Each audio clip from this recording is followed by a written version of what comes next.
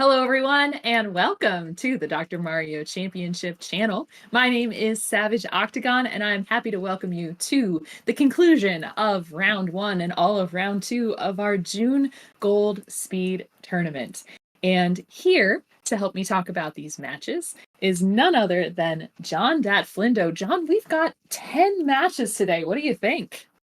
It's going to be a great day for some Dr. Mario. It's going to be a long day for Dr. Mario as well, having those 10 matches. Hopefully we get some deciders in there, make the stream even longer. The commentators love that. But sure, I jest, but it's going to be a great day. I'm really excited for these matches. We have some really interesting matchups coming up today.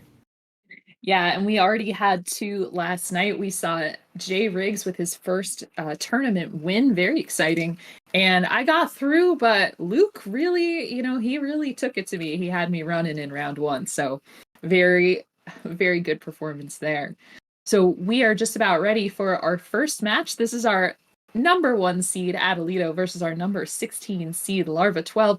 John, I believe we've seen this matchup before. Yeah, it's much to Lara's chagrin. This is going to be their 4th time playing this year, and Atalito has taken every one of those.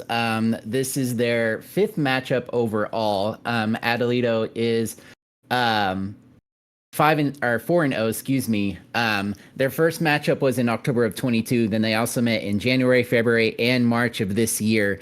So I know Larva's excited to be facing Atalito again. I'm sure she's saying yay right now. Yeah, I mean, I definitely wouldn't be. Atalito is 14-1 this year, and there's no signs of him slowing down. He's got the world record in, I think, 0 to 10 and 0 to 20. So this is a pretty spectacular player here. But Larva has really switched up her style. She switched to keyboard, which Atalito also plays on. And last time we saw her in tournament, she was making some really great moves. So she's poised for a breakthrough. And let's see how she does against Atalito today.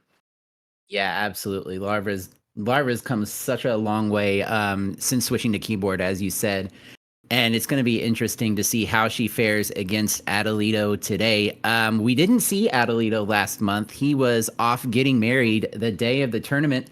And I'm going to try this. Hope I don't butcher it for you, Atalito, but tebred ederim, which means congrats in Turkish. Oh, that sounded pretty good. I mean, actually, I have no idea, but you're braver than I was in terms of trying to pronounce that.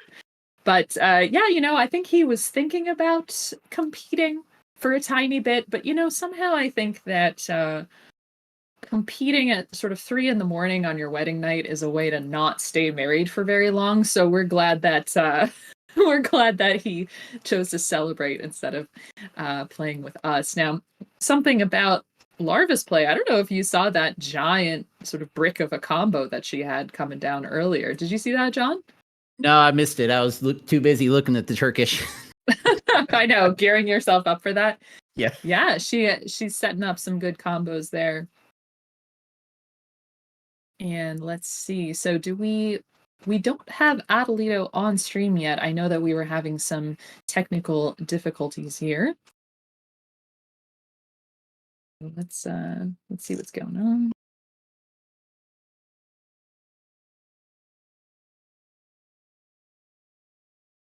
Yep, so Atalito says maybe he should be up now, resetting the stream. We have been... There we go. Yeah, it has been going in and out, but I think we got it now. There's not going to be a camera, I believe, because of the weak connection, but we've got readies from both players. Absolutely. We're going to get this game 1 underway. Here comes our countdown shortly in 3, 2, 1. Kills! All right, let's go. So these 2 players are going to be playing levels 6 through 9 as fast as they can. We're definitely looking for times in the 6-minute range. And hey, if you can get sub 6, that is a gold standard. Absolutely. And I'm really impressed by both boards so far. They've been interesting to kind of maneuver around, but both players have done a really nice job to work with what they've got. A little bit concerned about Larva's board at the moment. Her columns 3 and 4 are completely empty, which while that does give her a place to put some garbage, it could potentially cause some drop time for her if she's not careful, especially with all the reds there on the right side. Yeah, I mean, both of them have these boards that are incredibly compact, and you see that Atalito's is sort of floating in that middle zone, but his is more spread out, while Larva's is more on the right. So he's going to have a little bit more freedom, and we see, wow, just a micro adjustment at the last minute to change where that red is. Nice, and he's going to be out at a 104. Holy cow! Yeah, Great that's a time there great by time. Atalito. But Larva not too far behind. She's making some really great plays. Just waiting for the proper pills to come down her way. Red yellow will be really nice, which there it is. I thought she might take that double red and place it vertically in column 8. But let's just take a little bit of drop time. Still a great play. She's just going to need a few more reds and yellows, and she will be joining Atalito in level 8 shortly, or 7, excuse me. And speaking of this level 7, Atalito has 21 viruses left to go. He would prefer not to be getting all this yellow that he's been getting. His top line needed a lot of red-blue to navigate, as Larva out at about a 143. But as soon as that blue starts coming, we'll see Atalito building some plans that'll move down the board. And we got a couple of, but not enough to advance those plans. So it's now 15 to 29, advantage Atalito. Yeah, it's a really interesting board for Atalito. He had quite a bit of a staircase situated, and he still does. But he's making great plays. Meanwhile, Larva, as we mentioned, has joined Atalito into level 7. She's got a lot of blue that she's having to deal with on her top line. Now, she does open up a little bit of yellow, and she would really like to work her way down to open up some of this red access. And it's going to be really great for her when she's able to do that. Yeah, there was a little while where she had 1, 2, 3, 5, 8, I think, all yellow. So now let's see. Atalito going to trigger a giant combo there. Very nice. So he's just got to clear this red in column 7, and then the horizontal blue at the bottom opens up. And of course, he gets the right pill for it, out at a 250. Nice time. Meanwhile, nice cross combo from Larva. She had a really intricate setup that finally she got the pills that she was looking for, and she gets out with pretty much zero garbage on her board. Nice play there to get to drop that blue down in her column 8. She has really made a great work on this level 7. Just needing a few more blues. She's going to be out. There's a double blue. One more. Gets it with another double blue out at a 321. Nice. And Atalito's got 21 viruses left in his level 8. Now notice in the center of that board, he is waiting for a blue-red to try to clear that out, that high stuff hanging up there. And unfortunately, he could be set up for some drop time unless he builds some platforms. Notice he's got double reds in both columns 1 and 2. Looks like he is setting up for a horizontal in row 2 at the bottom. Oh no, he turns it into a horizontal in row 1. Very nicely done. Yeah, really nice play by Atalito. I was a little bit concerned for him when I peeked over at his boards, seeing all the red, and pretty much the entire center of his board was empty as far as viruses go. But he's done a really good job of working on this. Speaking of working on this, Larva making some really great work on her level 8, down to 19 viruses remaining. A little bit thirsty for reds, though. She's only got 3 remaining, and 2 of them are at the very bottom. She's going to have to be really careful with how she gets her pills dropping down, as Atalito added about a 426. Yeah, definitely. I agree with what you're saying about Larva being careful about her order. Yeah, so you notice that she just took that horizontal blue off of row 2, and sometimes when you're at the bottom of your board, you're trying to go for horizontals, you can misprioritize, and then your horizontal is gone. It looks like she's trying to set up a T here, sweet T. She gets it. Nicely done. And so she just needs a couple of blues and 1 red, and this double blue going to be perfect for her to be out at 504. Yeah, really nice time by Larva, who joins Atalito, who is down to already 16 viruses remaining. Atalito just absolutely in the driver's seat, making really great plays. Probably going to be setting up some horizontals here with these blues. He's going to go for I thought he might go for the fat log. He didn't do it. He goes ahead and clears the blues out horizontally. but still a great play by Atalito. Just going to need a few more reds and a few more yellows. I'm wondering what he's going to do with this yellow, if he's going to try and clear it out. It looks like he's probably going to clear it out vertically, which he does here when he gets this last yellow piece. Here it is, out at a 547 is Atalito. Oh, you cannot argue with those sub 6 strats. That is a fantastic time. And Larva here is not super far behind here. She's probably, I think she might be a sub 7 here if she's going along with all these good doubles and tuck possibilities. Yeah, absolutely. She's got some really nice setups. She just needs the RNG to cooperate with her, and she'll be out of here pretty quick. Loving this double yellow that she's gotten, followed by another one. Is it going to be a blitz? It's not going to be a blitz, but I don't think she needed a blitz in this situation. No, I don't think so either. And notice, look, she's got some good possibilities for setting up horizontals here. Would have loved to see her put that yellow red a couple times ago vertical so she could build towards a horizontal on the bottom as well as a horizontal in row 2, but she doesn't. She's out at a 647. Very nicely done for Larva. Yeah, GG's by both our players. Great job. We will move on to our second game of this match. Atalito takes the first one. Larva looking to force a decider. Atalito looking to put Larva away.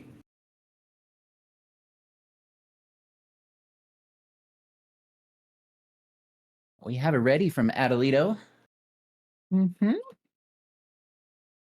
Let's see. And waiting for a ready from Larva. She's setting up that menu screen.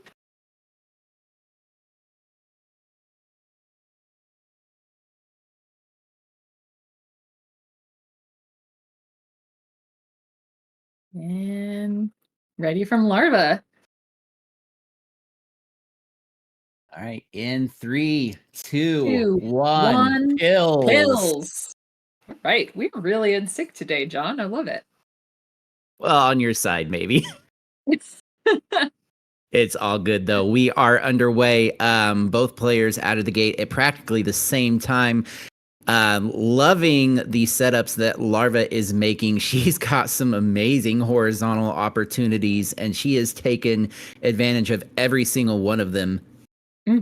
Yeah, she had the lead for the slightest of moments, especially because in Atalito's first combo, he had a beautiful big T, but unfortunately it took a bunch of drop time cascading down the whole board. So Larva still with the tiniest of leads as Atalito building up some long plans. I'm wondering if that blue-yellow in the center was a misdrop, John. Yeah, I'm not sure. And if you've been around this community at all, you know that it's really hard to tell with Atalito what is a misdrop and what isn't. I think it might have been either a misdrop or just some garbage that he didn't plan on having. And it's giving Larva a chance to maybe get out of this level first, as if she can get some reds, that is.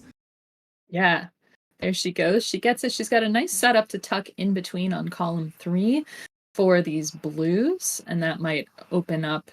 Oh, she doesn't go for it. Interesting. Oh, she's Atalito. really... Yeah, Atalito out though now. Yeah, 124. Larva out at a 132. It's about an 8-second difference between our players. Definitely nothing insurmountable at this point. Yeah, for sure. Atalito with a nice combo down the right-hand side of the board, columns 7 and 8. And there we go. But he's got a lot of blue to contend with on this top line, as does Larva. Notice that her only accessible yellow virus is kind of there hanging out in column 6, and she's now using yellow as garbage to try to clear out those reds. So tricky board for Larva, also very empty in the center. Yeah, it's a really unfortunate board if you're Larva. Meanwhile, Atalito, just doing the Atalito things, he takes some drop time there, but gets a really nice drop combo out of it. Would love to see a few more reds, and he's getting them in the form of a mini red burst. Great timing there for Atalito, and it ends right on time for him as well. Would love to see him get a red blue.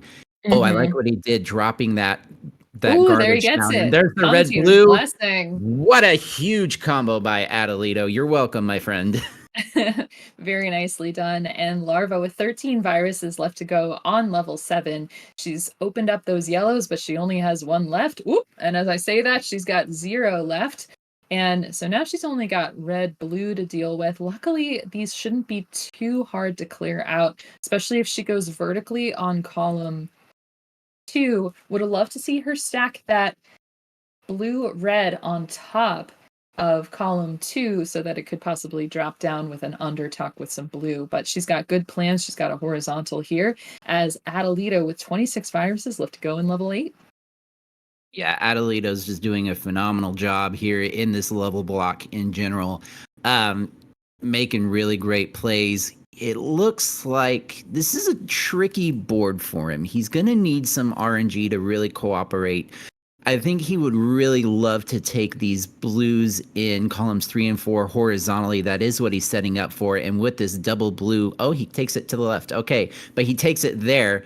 Drops a little bit of garbage on his column 1 yellow, but he does have that horizontal set up to desandwich the reds in column 2. Nicely done. He gets that. It gets a yellow horizontal there. Larva working on this board. She's got 26 viruses left to go. I do not want any more yellow to show up for her, but it keeps showing up. So notice she dumped it into column 8 to clear out those reds, but there's just more red everywhere. That's the only thing that's logically accessible for her. You see her shaking her head, and I agree with her. This is not a great situation as Atalito out at a 423. Yeah, blazing time there by Atalito. And I 100% agree with you, Savage. This is not the board you want to see if you're a speedrunner in this game. And definitely not the pills you want to see. Her entire top line now is just red, and she does manage to open up one single blue there, which she can do tuck in between here, which she does and gets a clear there, also using the red halves. Really nice heads-up play by Larva. But it's just a rough board, and this is a board you don't wish on anybody. Especially because Adelito's board is so straightforward here. There is very little, configuration or, big brain setups required for this one. Just nice top-down play. And yeah, basically a little bit of everything open. So not the same story as Larva was dealing with, but nice tuck from Larva down in column 3 there. So she's opening up that space, but we might be seeing another sub 6 here from Atalito. Yeah, it's definitely a possibility here. Larva just hoping at this point that she's not going to get lapped, and I don't think she will. She's going to be out of her 8 at about a 544, and Adelito passes that mark, so she's not going to get lapped. But one more red out at a 549, 2 seconds slower than his last one. GG's. And that is just outside the top 10 or the top 20 hot times, but it is very rare, folks, to see someone do 2 sub 6s back to back in match play. I mean, just everything has to go right, and you have to be a fantastic player like Atalito. So GG's to Atalito, GG's to Larva, and really nice game won there, sub 7. And we will hear from Larva in the booth later.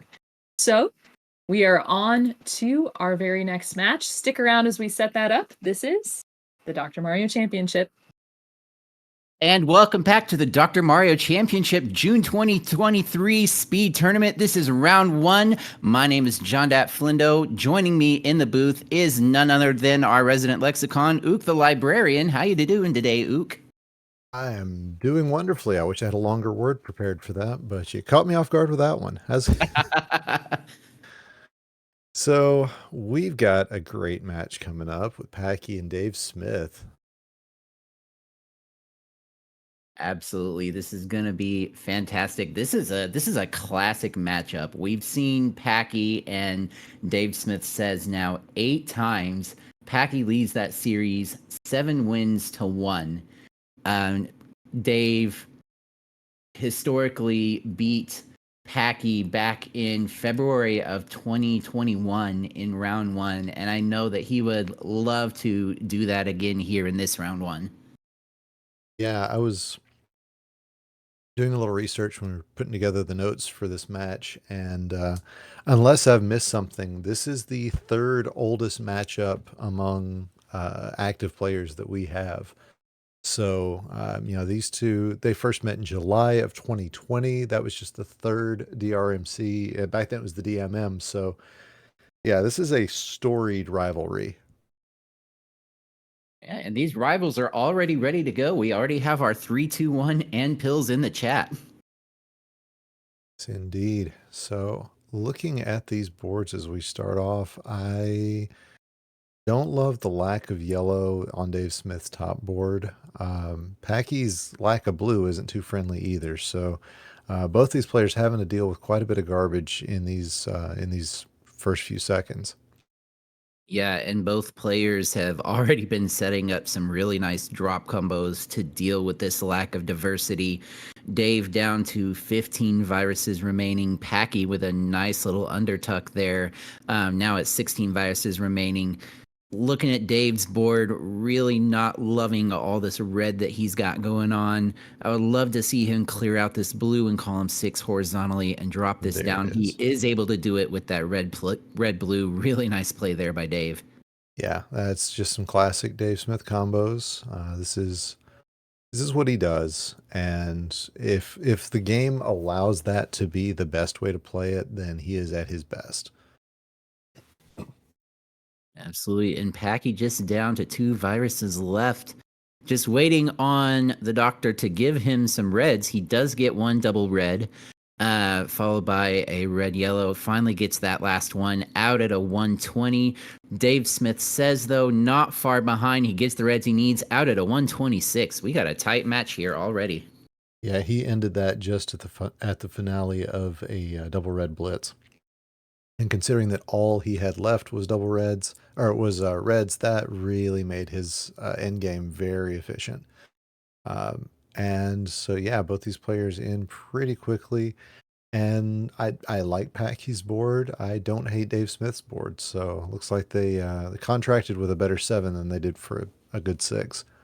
Yeah, absolutely. And Dave Smith says just had a really nice lightning rod. And if you don't know what a lightning rod is, it's when you have a two colored combo in a line, a vertical line, one above the other. And it's really nice to see that Dave pulled that off. Yeah, unfortunately, though, he is now stuck with just a whole lot of yellow. He is finding ways to make some combos. Yeah, I was going to say I expect him to tuck that blue underneath and get them horizontally. Now he's trying to figure out, how do I get through the last bit of this board using the fewest pills as possible and creating as little drop time as possible. And I think he has found the way to do that for most of these, while Packy is getting some really nice, he just got a T there. He's going to get a long bar here. He stood that one up when he really didn't want to, trying to save himself just a couple of bits of drop time. But he's going to be out here as soon as he gets a red. Waiting for that red again. There it is, 302. 302. Nice time by Packy. Dave Smith says just needing 1 red half. Here it is out at a 312. Now a 10-second deficit to Packy, but nothing he can't come back from. Would really love to see Dave get some blue here. He's got this horizontal combo that he wants, and he may just have to bite the bullet and take some garbage, or do that.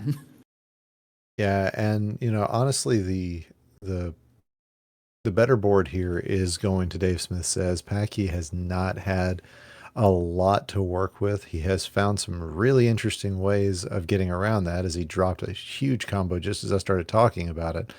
But honestly, boards that make you think are slower boards. That's just the way of things. And Packy definitely has the slower board. We'll see if the amazing combo play that he can put together is going to be able to overcome that. Yeah, and Dave with a really nice drop combo of his own there. Drops it into a cross clear. Really nice play. He's brought the deficit down to just 3 viruses. But Packy doing what Packy does, just speeding through this board. As difficult as it was for him, he's just making some really nice plays. down to three viruses remaining now. Gets a blue-red that he was probably desperately hoping for, and followed by a double red and a double blue, added a 439. Yeah, I mean, when you're a Hall of Famer, this is what you do, and Packy is that. So it's proven that was definitely a correct call. Now, Dave Smith has been waiting for a yellow in his column 8 for some time now. Finally decides to put that down. He's had that combo kind of waiting in the wings for a while. Been kind of hoping he'd suddenly pull the trigger on it. And he's one yellow away, now out at a 5-10. Yeah, so not the time that he was hoping to see, especially with as nice a board as that started out with. But, we've seen Dave do some pretty amazing things in this game, and I believe he can come back from this if he gets the right pills. But it's going to be a pretty tall order, as Packy already down to 20. Dave is 15 viruses, now 16 behind Packy, who has just been flying through this level 9. Yeah, this level has definitely provided Packy with everything that he needs. It's not been a perfect level. It's not exactly what you want to see, but it has given him enough doubles and enough opportunities to really just keep his foot on the gas. And, that's really all Packy wants out of life, I think, is to just be able to keep his foot on the gas, at least out of Dr. Mario. Mr. Never Stop Pressing Down has been just showcasing exactly what that looks like. Yeah, and he's just waiting for a couple more blues to clear this out horizontally. Gets it out at a 620 is Packy. And he does take this first game of our best of 3. Not the sort of time Packy really wants to have, but, just because it's not the number one hot time. That's what he's always going for. Yeah. But it's enough, and at this point in the tournament, enough is all you need. All right, we're gonna get reset here. We already have a ready from DaveSmithSays and a ready from Packy. I know I'm looking forward to this next game. Yes, indeed. Almost as much as Savage is looking for it. Yeah. The winner, of course, will be playing Savage Octagon in the next round later on today, and one of these fellas is going to have a pretty tall order when they get to round number 2. And we are underway. Dave with already a really brilliant. Nice cross combo. That blew my mind. That was amazing. Yeah, that was some next level play from DaveSmithSays. I wasn't sure what I was looking at till it happened. And that's kind of a standard Dave Smith setup for you not to know what you're looking at until it happens. Yeah, absolutely. Dave is really good at coming up with these crazy combos that you just don't know what's going to happen, like you said, until it happens. And it's really amazing to watch him play, as he's down to 9 viruses remaining versus Packy's 14, who he's been making some nice plays, but he hasn't really had the pills that he's wanted to get to effectively clear out this board. Yeah, I will say, looking on Dave's side again, though, the problem he's going to have is just this lack of access to anything but yellow right now. He's down to just 1 blue, and it's really slowed down the tail end of this game, but this lightning bolt is going to be real helpful, as he is 3 yellows away from finishing up. Packy going to get a lightning rod and is just 2 blues, but it is DSS out first at a 127, Packy out at a 131. Yeah, and I'm sure Packy's not really happy with that time. It's still a good time by all stretches of the imagination. 131 is still a great time, but we've seen the paces that Packy goes after, and 131 is definitely slower than he was looking for. But we're probably going to see Packy go into high gear here for this level 7. Yeah, multiple bad levels in a row. It's not Packy style, so don't know how he contracted that with the doctor, but here we are. As Dave I was going to say, gives up an opportunity to hit this horizontal with that double yellow. Gets a second double yellow, decides to go for it, and rightly so. Now he's got a lot of yellow, and he's getting these doubles, but nothing is set up in the easiest way to look at. But he is really pushing here. He's got a 6 virus lead on Packy. Yeah, and he's almost out of his level 7, just needing a couple more reds. He's going to take that one horizontally. One more. Now he's getting that same deficit that drought that Packy was getting, but he does finally get that red out at about a 252. While Packy looking like he's in a bit of a situation here. He's gonna have to take some drop time to drop down and clear this yellow out in his column 8, which is just absolutely buried. It's gonna be interesting to see how there he goes.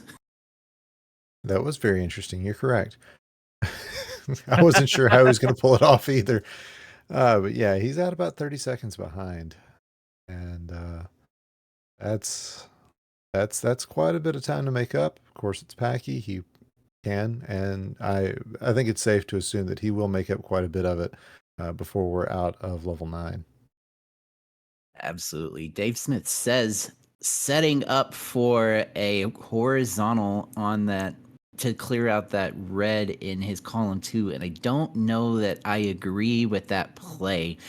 We'll see how he's able to pull this off. Oh my gosh. Wow. That was insane. That may have been what he was setting up for the whole time. You never know. It's DaveSmithSays. I think it was. That's the scary thing. I think that absolutely was what he was planning, and just that I need a minute. That was crazy. Yeah, that's one of those plays that you like, how do you move on from that? Yeah. We're going to move on by talking about Packy's board. He's got a lot of yellow and red that he's having to deal with. The doctor, and he misses the tuck there, but the doctor giving him pretty much everything but yellow. So Packy really cannot afford to be missing tucks at this point in his board. But look at that cross into dropping some garbage, but a really nice play by Packy. Meanwhile, Dave Smith was out of his level number 8 at about a 447, I believe it was. So he's definitely in the driver's seat in this game number 1. Not something we're used to saying when somebody's facing Packy, but here we are, and look at this combo from Dave Smith as my dog has decided to let everybody know that my wife is home. And Packy manages to get out of his level 9 at a 521. He's only got about a 17 virus differential, and I'm really liking the look of his board so far. He does have a mini staircase there in the center of his board, but if he gets the right pills, it's going to be no sweat for him. Yeah, but Dave has a really nice board as well, as he's got a lot of things set up for doubles, set up for nice horizontals. Really, everything has been pretty nice for him, and it does look like, barring a catastrophe, Dave Smith will be taking game number 1 here.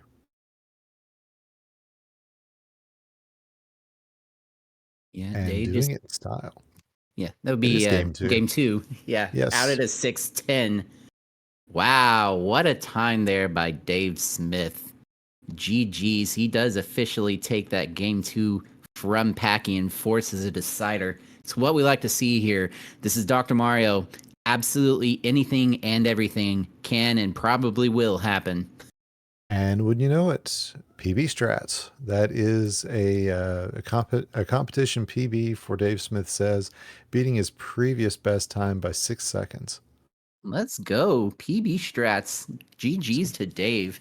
So that is 4 PBs we've seen this tournament already.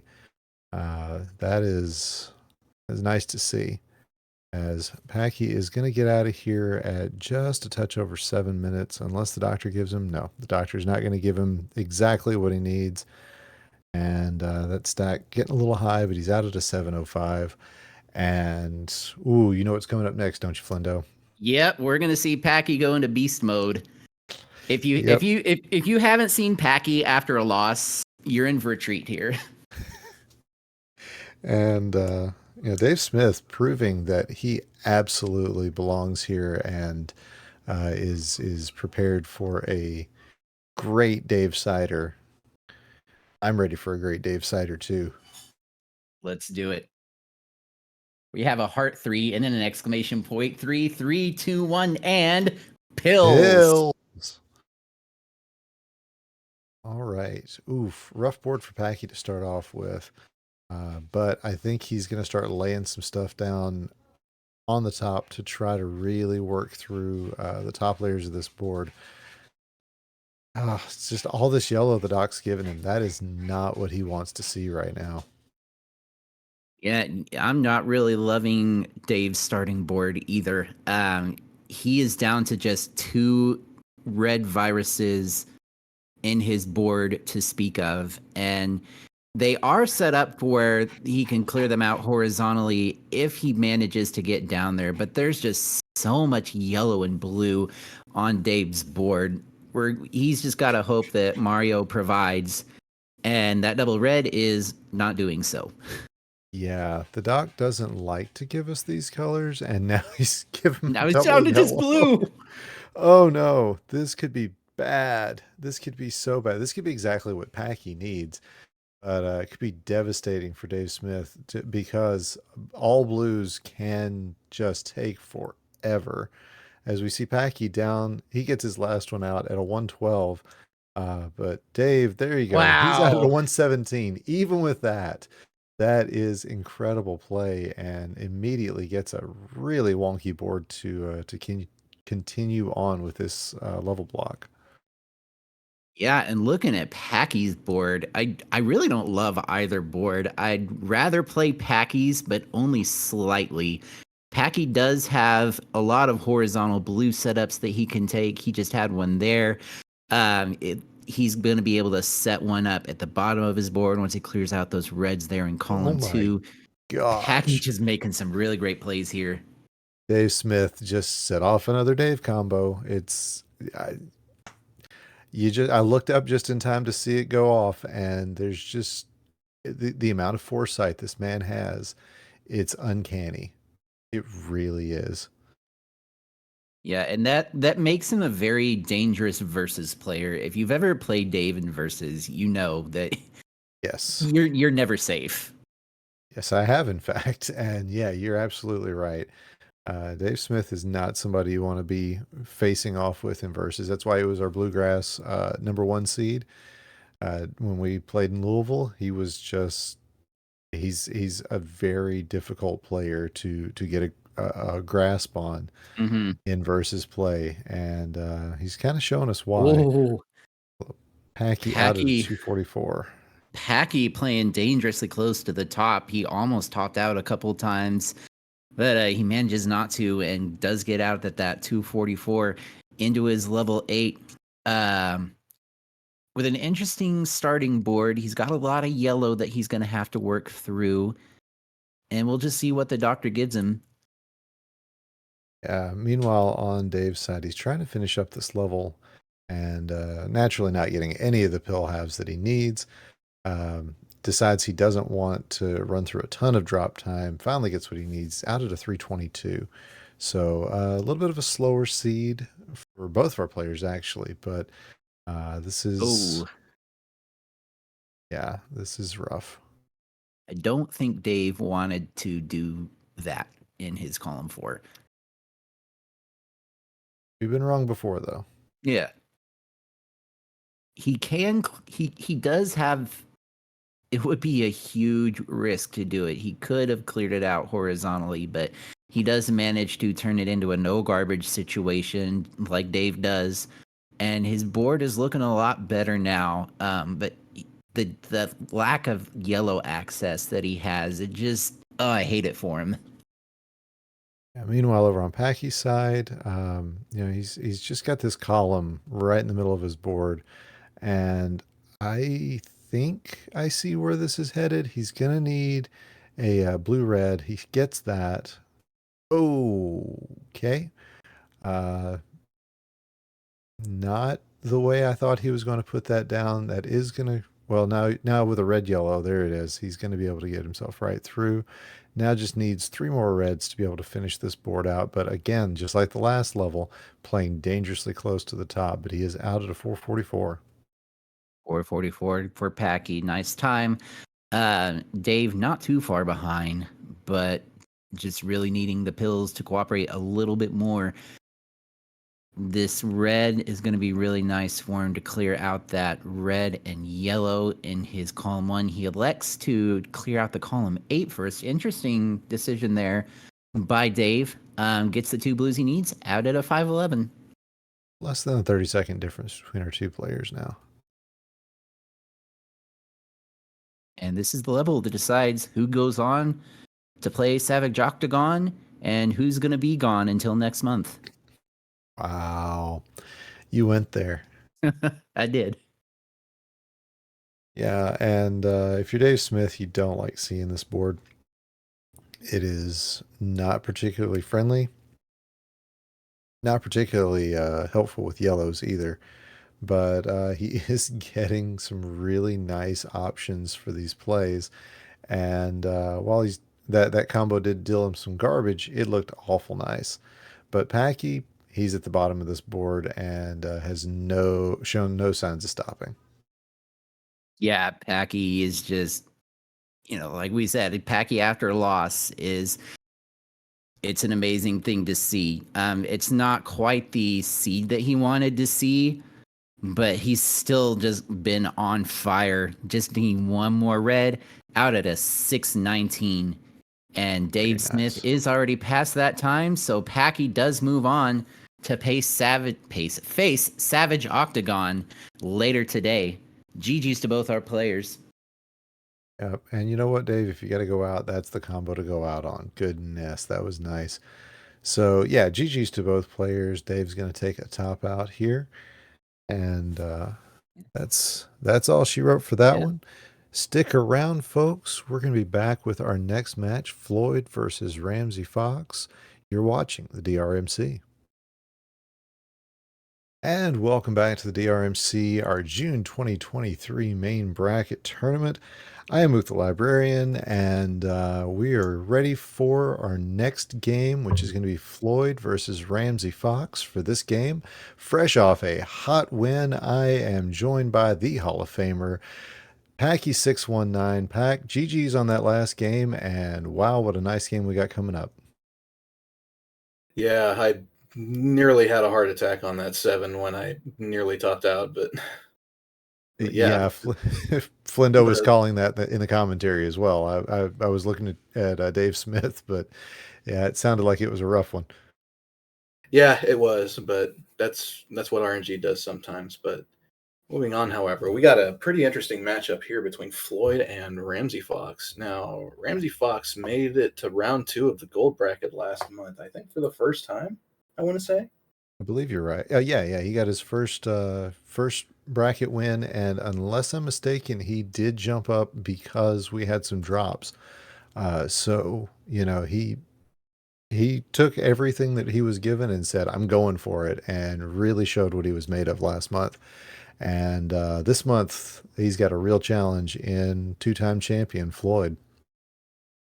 Floyd is no joke. Floyd is one of the best in the business. He's got a pretty extensive track record. This is his 3rd gold bracket of the month, and his first one in April he got to round 2, and last month he made it to the semifinals and ended up losing to Influx. So Floyd probably pining for another deep run into this bracket. Yeah, I wonder what that's like. So we're all rooting for you here, bud. So this is going to be at another level 6 through 9. This is as we said, our 3 and 14 seeds, and they have started. Okay, I was so focused on the timers not going. Oh, I did not realize that we had already started. Okay, well, yeah, like you said, unpaid professionals, right? Yes, indeed. So we've got a very even start here. These two are pretty well neck and neck, and I like that horizontal that Ramsey just dropped down, and Floyd, he's got a little bit of a stack here, but I think he's going to be able to manage to work it down pretty well. Yeah, the thing I prefer Floyd's board because it definitely has more color diversity as far as the viruses are concerned. Ramsey just needs all red right now, but he's also down to 3 viruses now too.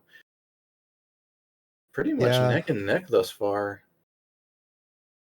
and Floyd's going to be the first one out at a 123, but RNG, Ramsey's going to don't be out do at a it. Thank 130. you. Yeah, this is nice and even matchup. This is what we like to see. Yeah, Oh, and I love this setup. right now, Floyd's issue appears to be a lack of access to yellows. He's gonna do with what he can with what he's given though, because let's face it, a lot of the pills he's getting have a yellow half right now. Yeah, and that's he is still holding on to this very slim lead. Well, I say that, and they're pretty well blocked right back up again.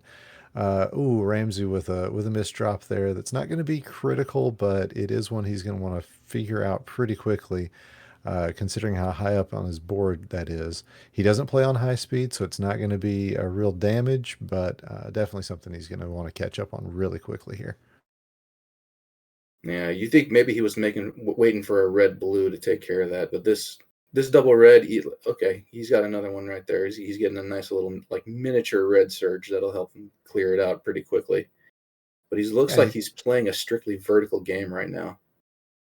but I think that's kind of what the board is requesting from him. Although he does have these blues set up at the bottom where he's going to be able to take care of that pretty quickly.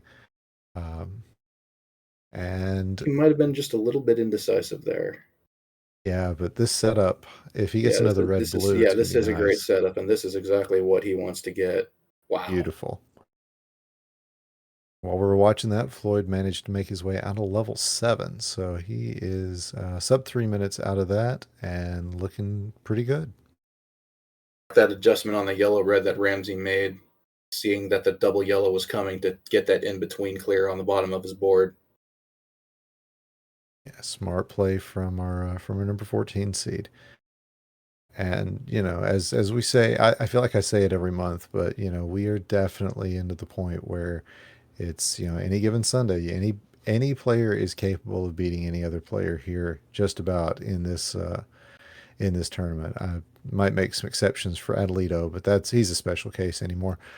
Yeah, he's just on ludicrous speed right now.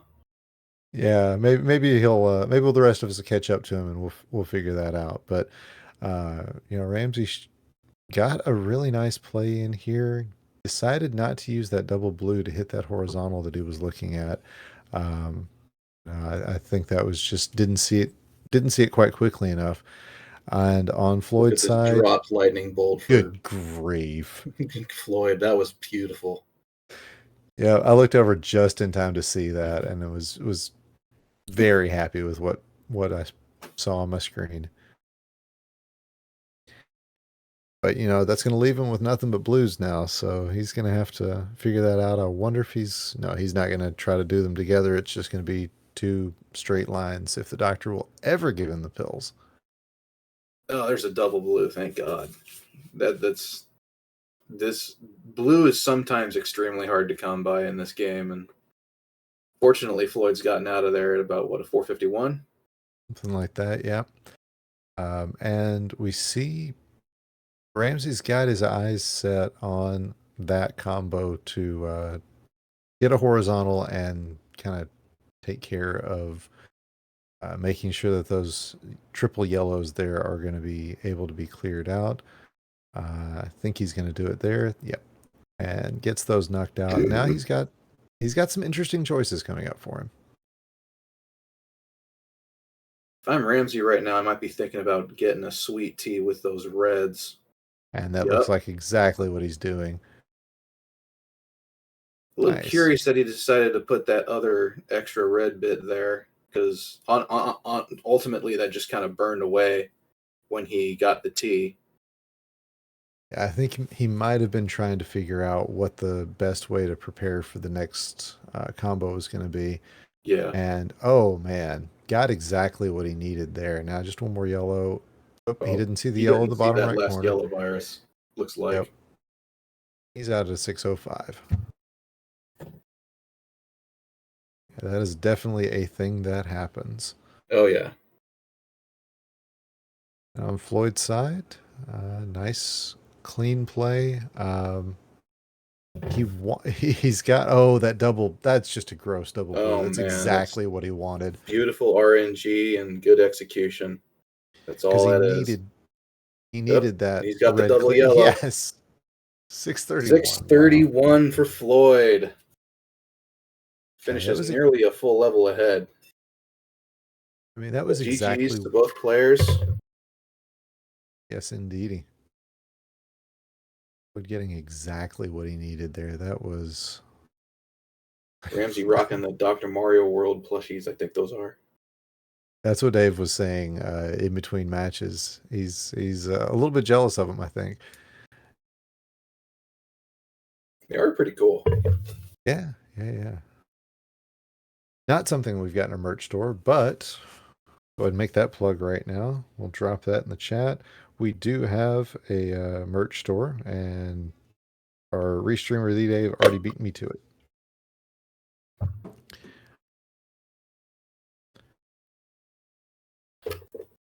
All right, so we've got it ready from Floyd. Ramsey taking just an extra second. Definitely something you want to do after a game.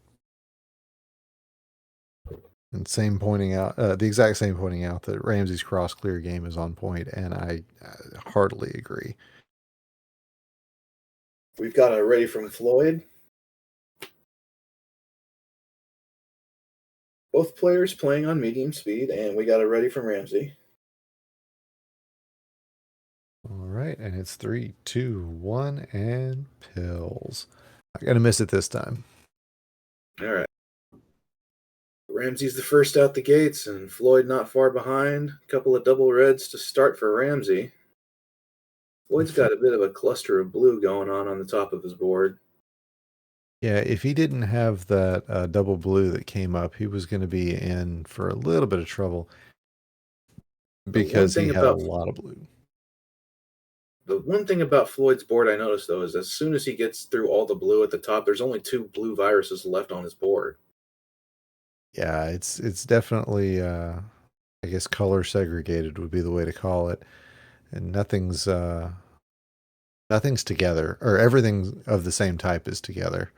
But that's nice RNG there. Just kill off 5 viruses almost instantly. That's nice. Gonna get a little drop time here though, as we look at Ramsey, and he's down to just 1 blue, and there it goes. Bye. So yeah, now he just wants red yellows, and of course that's when the doctor's going to decide that blue is what he needs.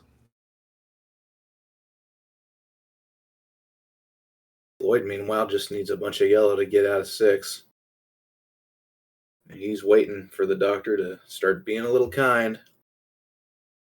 All right, oops, all red situation for Ramsey, but he's already got 2 of them preloaded. So, and there's the 3rd one loaded.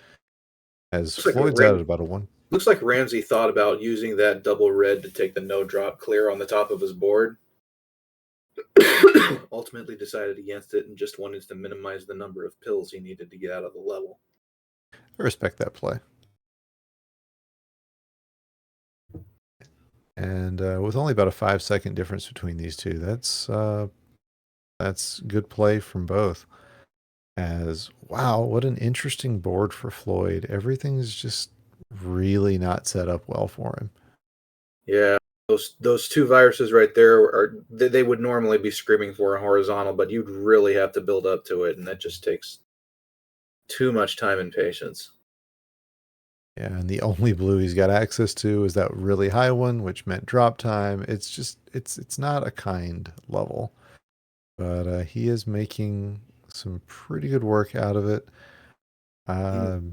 He's looking for red help right now. I mean, most of the things that he needs right now are red.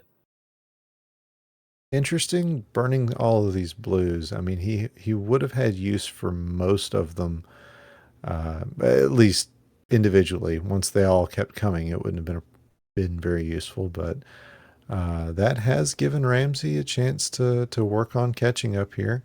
And yeah, he's going to be in need of some yellow, but he really he's getting wanted some good that double setups. no drop clear right there. Now he just needs a couple of yellow to be out, and that nice little buildup right there is going to negate the drop time on that clear. 311 out of 7. Yeah, definitely made up some time in that level number 7. I love how that rhymed. Oh, nice play from Floyd, but man, that That is is a really spired board. yes, it is super vertical. So, but you look at Ramsey's board, and there's so little access to yellow. You got to wonder, which one's got it worse right now. I guess we'll find out pretty soon. It's a good question. I mean, Floyd's board, for what it is, still has pretty good color diversity, which is rare for a spired board like this.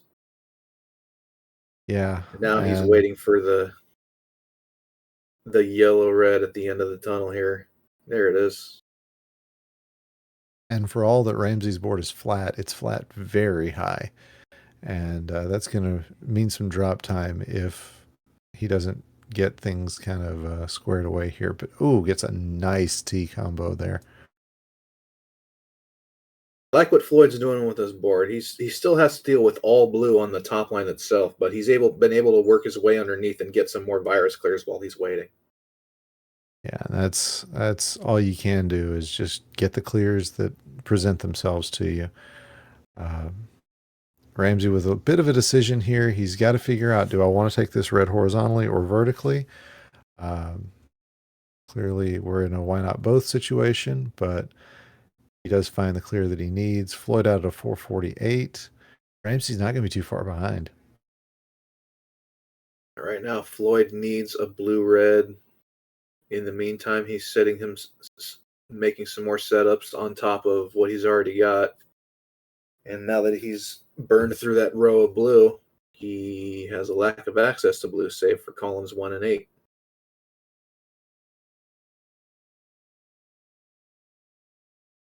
All right, 522 for Ramsey. He's looking a little frustrated with himself, but that was a solid board, and he was playing it as well as he could. This is now in game for him. He's gonna have to take this one in order to continue on in the tournament, and he's gonna have to do it faster than Floyd's able to. So far, Floyd already has a dozen virus lead on Ramsey. Floyd's got another horizontal play coming right here.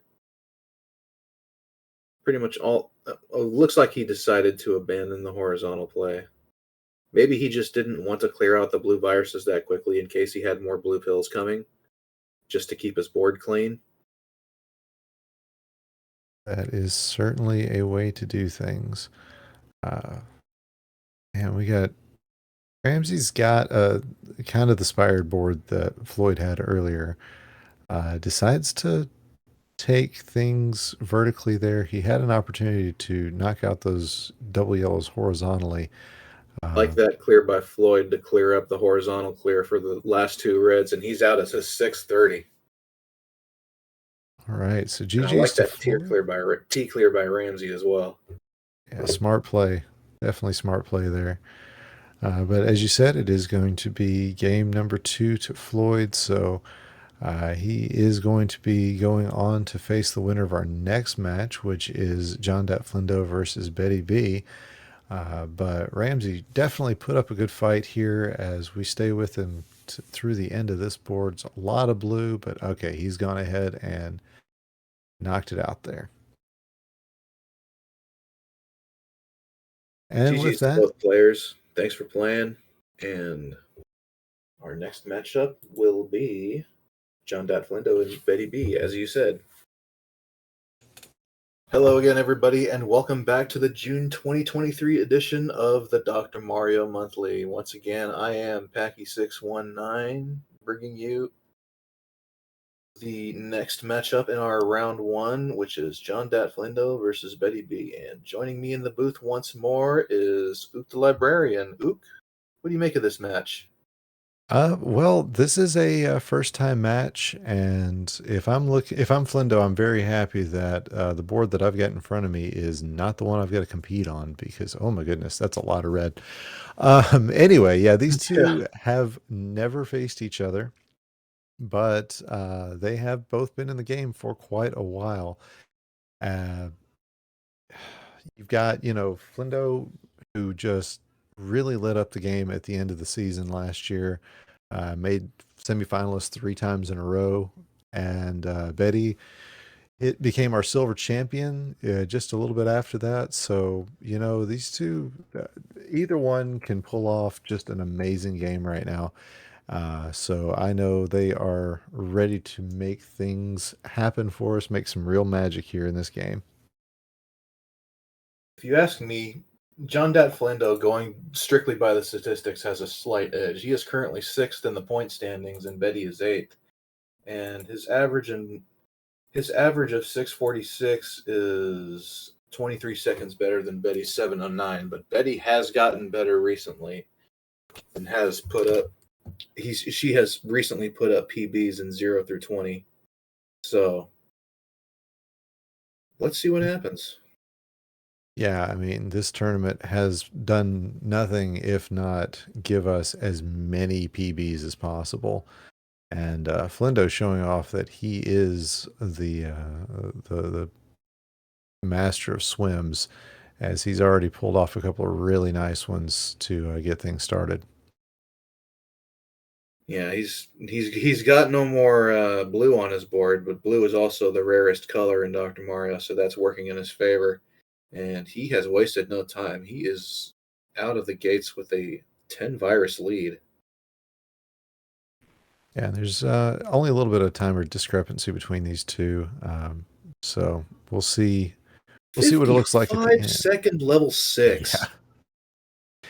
Wow. Yeah, no timer discrepancy is going to be explaining that one away. That's just a blazing hot time.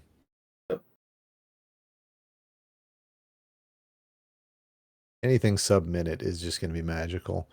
But Betty pulling out some combos. There's another one. She's just being Betty now. Betty is very combo conscious. She has a very good mind for that sort of thing. Yes, she does. And right now she needs one more blue to get out of here. Yeah. That's about 127, which is not a bad time. Just the problem is, what do you do when you're up against a sub-minute 6? You hope for a worse than sub-minute 7. That's what you do. Oh, man. Looks like what Flindo's doing right now is trying to figure out the most efficient way to get rid of all those yellow viruses, and looks like he's just going to play it straight. Yep. Sometimes that's the best thing to do. When the game gives you complicated, you just simplify it. And he is rewarded out at, I believe that's at 213. 218 is insane. Gotcha. I'm glad you could see that. I'm got a little bit of blur on my screen here, but yeah, this is really just hop and play from JonDatFlindo. Yeah, Flindo is just having an incredible game right now, and he wants that horizontal. You can sense it. It's just a matter of how he's going to build up to it. But the doc is just keeps giving him things that aren't blue. There it is. Yep, gets the combo that he always wanted. It was the gift that just kept on giving for him. And Betty is out. I was going to say almost out. She is out at a 240 or 254. And again, you're playing anybody else or any other game, and that's the time you want to be kind of looking at. A sub 3 minute 6 and 7. That's perfectly good. But Flindo showing that it's not going to be good enough. See if he can keep this. Flindo's had a pretty interesting 8 here. It's actually been really difficult for him, and you hate to see it when he's on a pace like this, because you want to see a record broken when you're having a game like that. But RNG's just not having it right now. He had a spired board on either side, Now he's starting to drill through everything, and he's really set up well to do this. So he really only needs like maybe 3 or 4 pills to finish this level. There's 1, there's 2, and there's 3. 404, time not found. Yes, indeed. And Betty's got a bit of a mess over on her left-hand side. This is the sort of thing you see in some of the later levels. I'll admit I wasn't checking that exact board, so I'm not sure exactly what happened, but she has got herself up against a wall here. But if anybody can find their way out of it, I believe it is Betty. And Betty is a very smart player and a very good versus player as well. She's very combo oriented. Yeah, and she will find a way, and probably a way that will surprise the daylights out of you and me to get through this, because that is just Betty's way. Just like one of those players where you watch them and see them make certain moves, and it's like, why did that? Oh, okay. Yeah, You we know? saw quite a bit of that in our last or the match before last. That's definitely a DaveSmithSays hallmark, and we've seen quite a bit of that already this tournament, I should say. Yeah. Right now, Flindo is very well set up for the rest of his level. Pretty much everything is open, and he can clear it at his leisure. Nice little lightning bolt there to eliminate drop time. And Betty has found her way out of this level. She is almost done with it. See if she can get out before she gets lapped. Looks like she is going to. Yeah. But Flindo going to get a sub 6 here if the doctor provides. There's 1, there's 2, there's There it is. 3. 556. JonDatFlindo. For all that's still not a PB for him. It's about 16 seconds slower than his own PB. Check out that T clear by Betty. Yeah, that was pretty Awesome. And Betty sees the writing on the wall, goes ahead and tops herself out, and that is game number 1.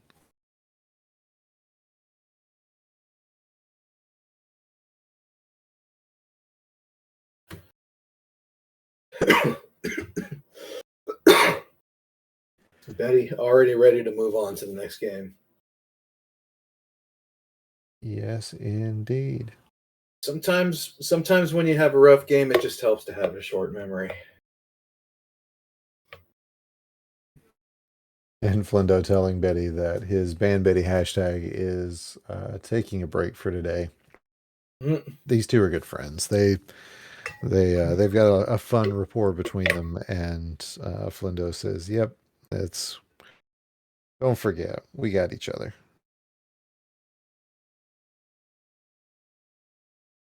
All right, so there's a ready from Betty. We have Betty ready. I saw ready twice, and I didn't realize they came from the same screen name. Yeah, there's our ready from Flindo. So we got a ready Betty and a ready Flindo.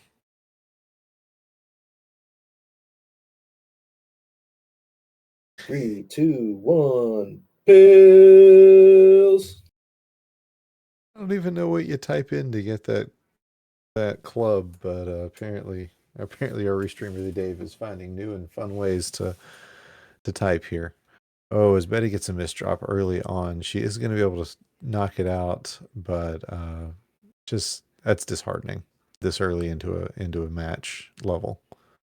It can be so easy to say here we go again, but she's still within 4. It's early yet, and she's within 4 viruses. And she's going to get some nice clears out of this. That was smart play from Betty. We'll see what she's planning for. Oh, I like that. That was very nice. Oh, and the tea, it's the sweet tea. Her board is actually very, very neat and clean. But Flindo's almost out already. Is he going to have another monster 6? Looks to be that way. It's not going to be a sub-minute, but it's going to be awful darn close.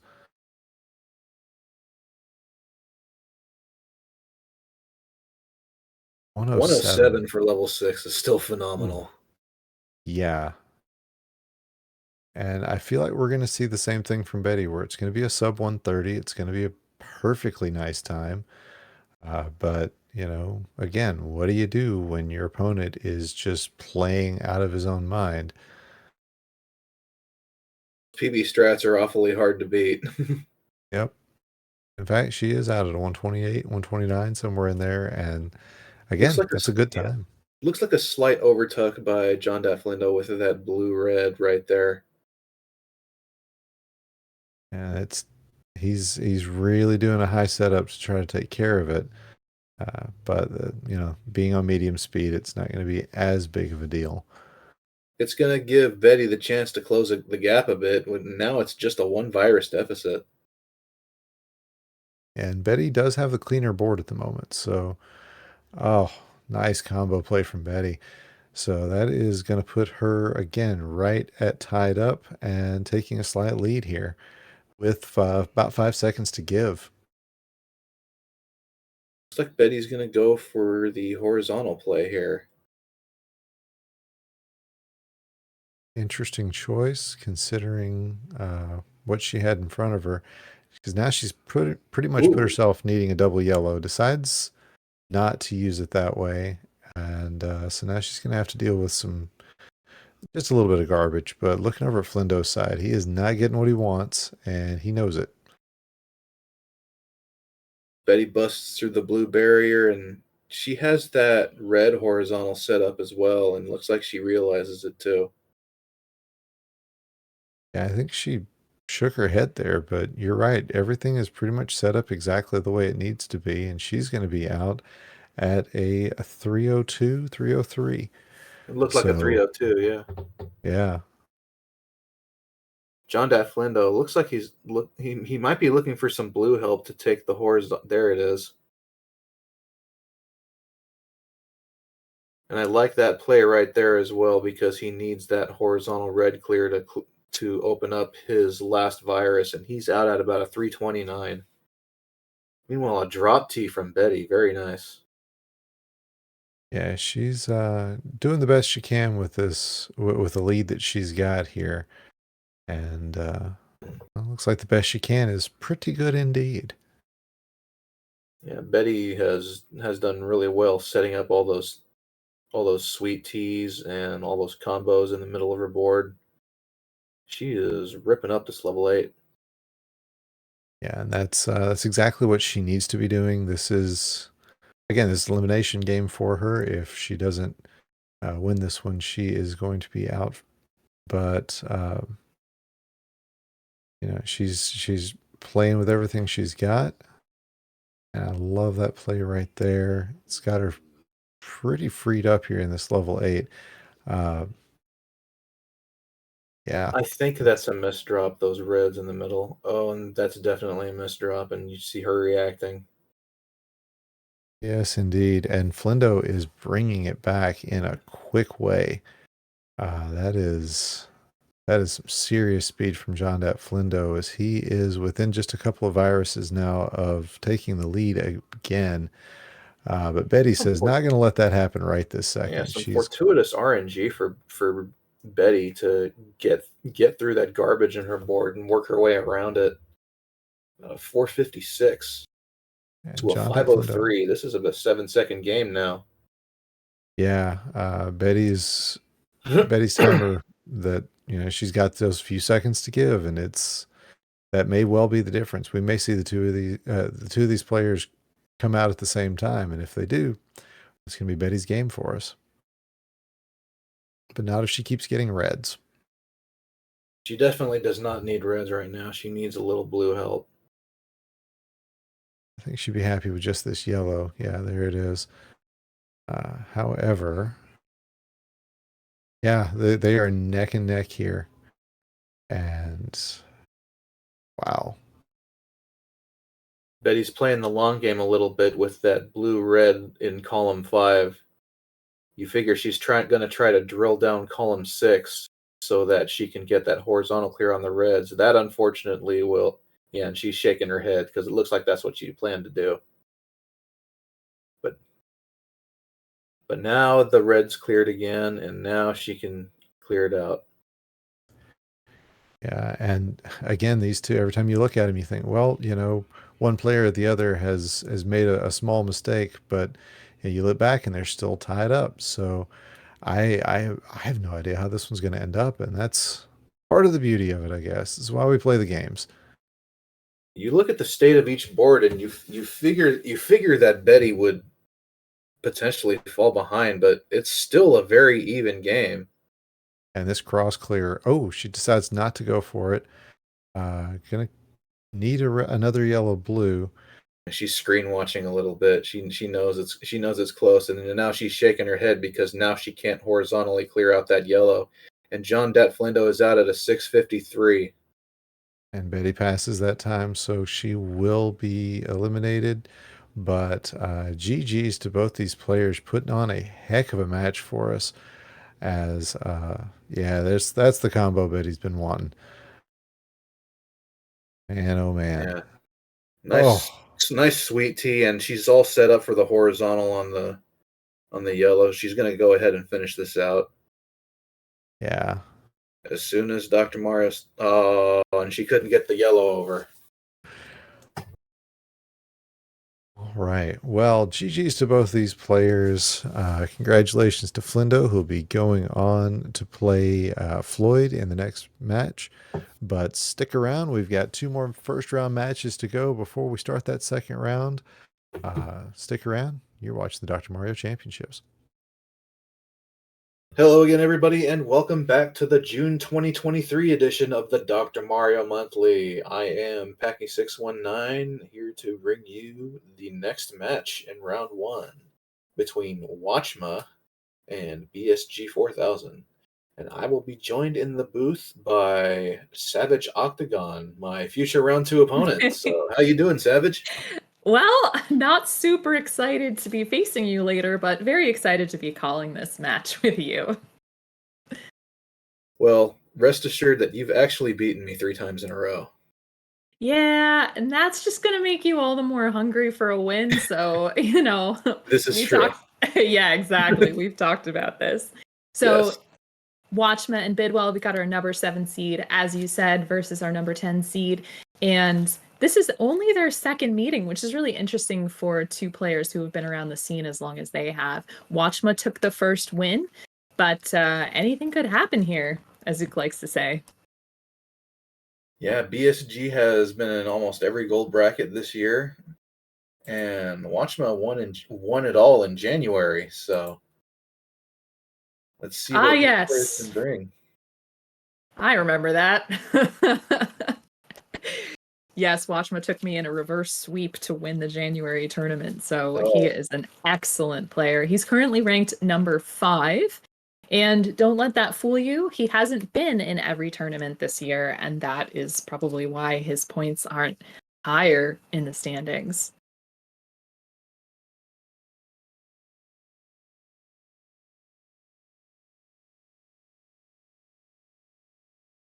BSG is ready after plugging his store. Yep, he is working at Warp Zone Video Games outside of Columbus, Ohio. And Columbus, Ohio is going to be the site of our national championships. So those are going to be in November. Can't wait.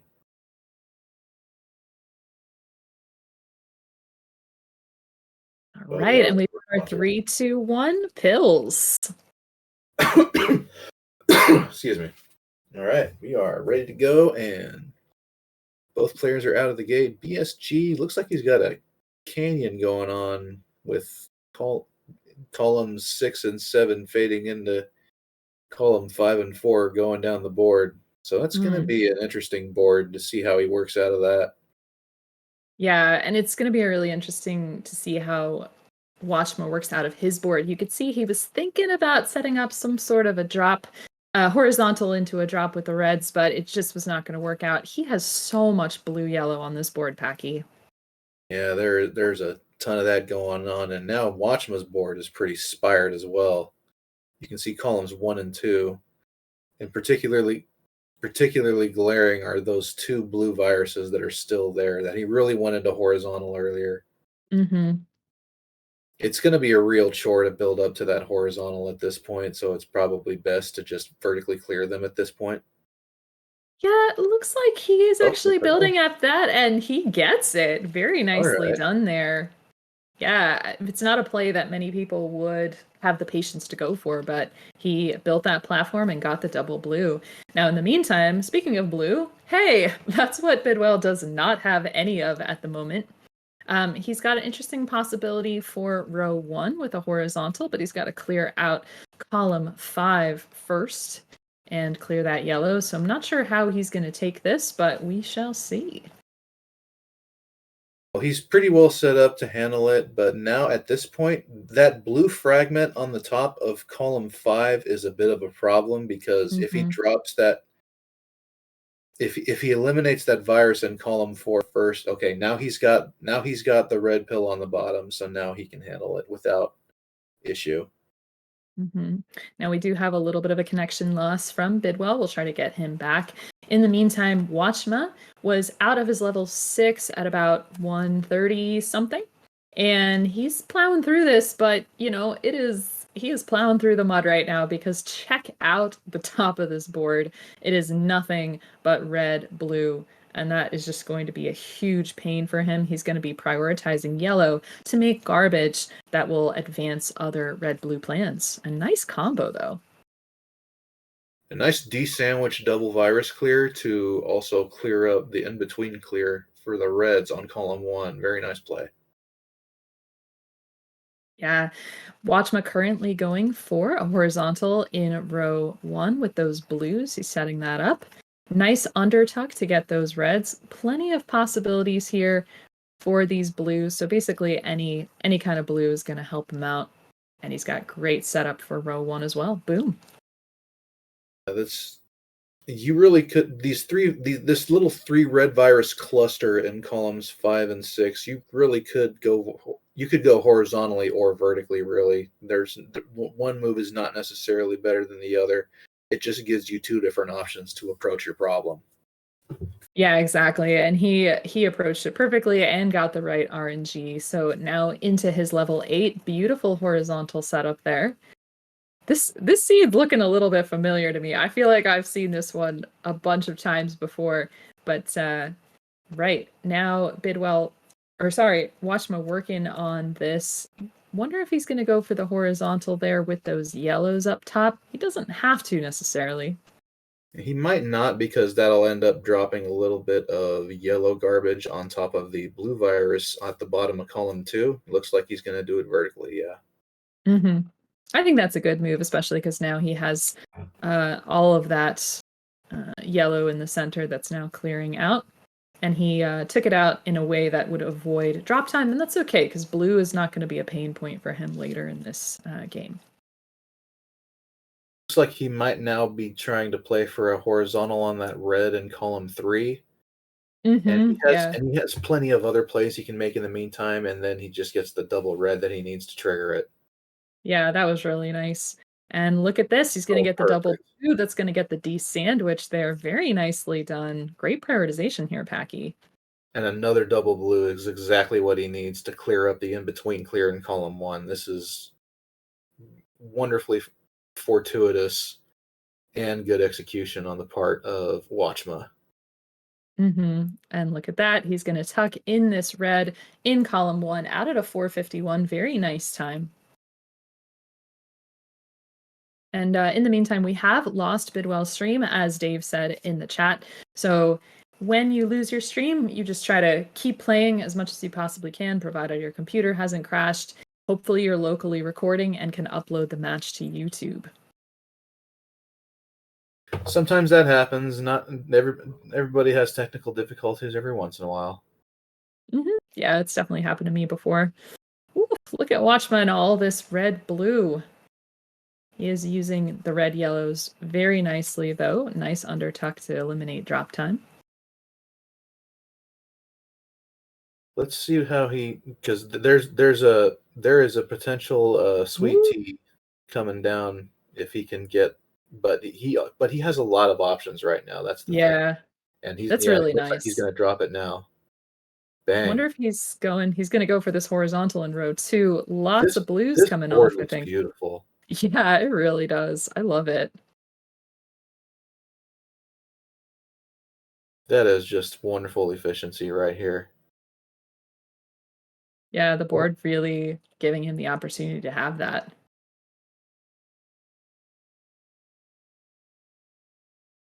All he And the needs now is a bunch of yellow, and now he doesn't need as many yellow for that because of that horizontal clear. Definitely. Decides So here to he take out goes. the blue first. Yeah, And added a out of 629. 629. Very nice. So we do not know currently who is the winner of that first game. So not quite sure what we're going to do about this. Well, BSG hasn't reported his time yet, so if I just strictly went by that alone, I don't think. Barrett said Bidwell's still going, so Okay. it looks like game 1's going to Watchmuh. Okay.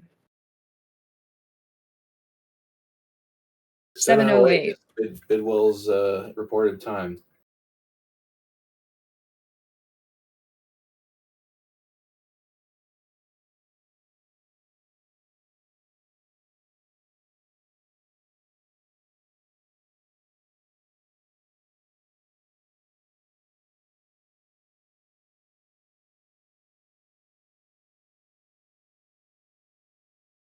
Please stand by while we see if we can fix these technical issues with BSG. Although Bidwell did not win that game was below his overall 6-9 average, which is 736. So GG's to Bidwell there. His all-time best is a 614. And that's a little bit lower than Watchmuh's average, which is a 635. And Watchmuh bested that average. His best time ever is a smoking hot 533. So we'll see if Watchmuh can pull down one of those sub 6s that a lot of us have been getting this tournament. Well, we've already seen one player get his first sub 6 this month, so.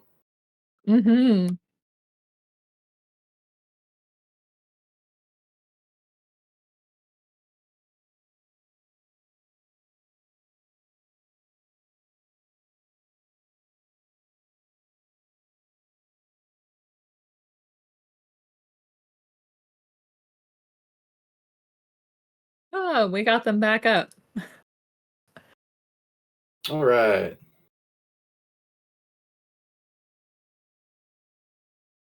Excellent. We got it ready from Watchmuh. He's raring to go. And ready from Bidwell. Excellent. So we are go for game 2. Woohoo! All right, and we've got our countdown 3, 2, 1, and pills. And pills. Pills? Both are pretty much out the gates at the same time. I wonder if that's, I don't think that was a intentional Bidwell's first pill with that red-blue. Looks like he's just going to keep dropping it down. He's gonna take those quick clears whenever he can get them. And thus far, this is screaming for an nice. There it is. Hell yeah! And being very patient with that misdrop, just as you said, taking those quick clears before he has the right stuff to clear it out. Now, a little tiny bit ahead of Watchmuh at the moment, but Watchmuh's got really nice setups despite the fact that he's got basically exclusively red and yellow. Watchmuh almost misdropped that pill a few pills ago, trying to decide between which clears he's going to take, and he almost got neither one, but he's fine. Yeah, definitely. Let's see, Bidwell dropping down this great vertical into a horizontal, needs a couple of red, and so did Watchmuh. Watchmuh out at about a 110. Bidwell needs some red help to get out of this level. It's coming bit by bit. RNG's not being too cruel to him, thankfully. Yeah, 123 is Bidwell's time. could definitely be worse there. And Watchmuh is slogging through a very non-diverse top line at the moment. So much blue going on. So it's only a 6-virus game at this point. Yeah, Bidwell had a lot of blue to start with on his level 7. He's already dug through pretty much all of it. Perfect. Nice. Perfect pill for the horizontal clear there. Watchmuh very, very patient, waiting for a double blue, which isn't always the best move, but to clear out his column 8. Still has about 6 viruses on Bidwell there, and is working to set up a horizontal in row 1 with those blues, all the while chiseling down at this yellow, beautiful sweet tea for Watchmuh and opening the door for that row 1 horizontal.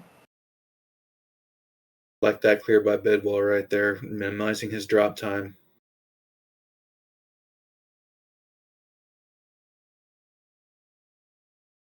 He basically only needs one more blue fragment, and he's already taken out all the rest of his blue viruses, so now he's got no blue left on his board. Yeah, and Watchmuh prioritized. You saw him moving that double red, so he didn't get any drop time. He's out at a 249. Very nice time. Bidwell looking to clear this yellow horizontally, drops into another horizontal. Very nicely done. 3 minutes out of 7. That's a pretty good time. Mm-hmm. Yeah, both of them doing extremely well here. Nice combo for Watchmuh. Really like Bidwell's board. Lots of cool opportunities there for good horizontal and vertical combos. A lot of yellow, but looking really awesome. This is a fun board. Chris Bidwell had a lot of easy double virus clears that he immediately took advantage of, wasting no time. Mm-hmm. Yeah, and this is still a 6-virus game. Watchmuh doing some great work with this, not having as many of the easy clears, but still managing to make it look like he does, you know? Yeah. It's about a half a dozen virus difference between the two players. Those two, yeah, looks like Bidwell's going to play for the horizontal here. And there it is. Now this is a spired board now. So this could be trouble for Chris if RNG decides not to be kind. Mm-hmm. Yeah, and with Watchmuh really putting the pedal to the metal here, setting up for the blue on top of the yellow to drop down, and out at about a 420. And really nice opening board there for Watchmuh, just able to make some good combos, and it's got a little bit of use for everything. Yeah, but now he needs blues, and more blues, and there's a very important blue to get that horizontal clear, and then a couple of timely double yellows to set himself up on the bottom of his board a bit more. Oh, nice fat log from Bidwell. That's what he wanted. He's out at a 450. Nicely done. Sub 5, always good to be out of level 8. And don't love this top line here because immediately Bidwell is out of blue to clear, so he's just going to be using it for garbage. But nice tuck underneath there. That's the kind of thing that medium speed allows you to do. Just manage to not lock in those pills and be able to make more split-second decisions. Bidwell's board is starting to become a canyon. Watchmuh is just ripping through his 9, and it's not going to be long before he's out. Yeah, it's really nice. Looks like maybe Looks like he's playing for the horizontal on the yellow. Yeah, and he's going to have one on the blue as well, but now this double yellow gives him the vertical, so that's very nice. Basically, at that point, it's Dr. Mario's just saying, dude, just take the vertical. Oh, and hey, look at that, a sub 6 for Watchmuh. Oh my gosh. Yep. What is in the water today, people? Have we hit a different level now? Like, I think we just leveled up. Feels like it. I mean, everybody's just getting better and better. Wow. Okay. And it looks like Chris has seen enough, and he's going to go ahead and top out. Excuse me. All right. And with that, Watchmuh takes game 2, and he is going to move on to round 2 to face the winner of our next match, which is Dawnvenure versus OoktheLibrarian. So stick around. That's going to be an excellent one. Until then, you're watching the Dr. Mario Championship. Welcome back, everyone, to the Dr. Mario Championship as we roll along with round 1. We're going to see our number 2 seed Dawn versus our number 15 seed OoktheLibrarian. And here to help me call this action is Larva12. Larva, these two have met several times before, haven't they? Yes, you actually caught me a little off guard with that rolling comment. You're going to summon all of the Tetris kids. Ah, the teens, the Tetris teens. I'm not ready. So yeah, both of these players have been with us for quite a long time. And as many of you know, both Savage and I are Team Keyboard, as is Dawnvenure over on our left. I don't believe Ook. I believe Ook plays on an NES. Yeah, with a controller. Thanks, Ook. Yep, old school. And we've got readies from both players. 3, 2, 1, pills. And Ook coming in off a great round 1 win last month, took me down with an awesome sub 6 times. So he's on a roll. He's feeling good about his play, good about his practice. So we'll see how this goes. But for the start of this game, Dawn's board much more diverse. Yeah, I've been looking at Dawn's board and thinking, I really want to play that board. He has kind of what he needs, where he needs it. He has places for all different, like all the different types of pills that he can get, including different combo packages that you can think of. I don't think he meant to do that over in column 3, but yeah, definitely he not. knows what he's doing. He can easily figure that out. And meanwhile, Ook is about a baker's dozen behind Dawn. And you saw him, scooting things really far down on the board and trying to shift around because for a while, red has just not been something that he's needed to use. Now, he did just tuck that yellow, blue in to make that drop. A good call. But you don't want to use any blues other than on viruses. So and doesn't take the opportunity to take that horizontal in row 1. So we see he just needs a couple more blues and be out. I was thinking the same thing. I saw the opportunity for a drop, for the drop horizontal, and he didn't take it. I don't know if he didn't see it or if he decided he didn't want to. Either way is perfectly fine. Nobody has to play the same way as anybody else. And that's something that I really like about Dr. Mario is you can really play kind of your own game and your own style. And yeah, definitely. It is not an issue at all. So.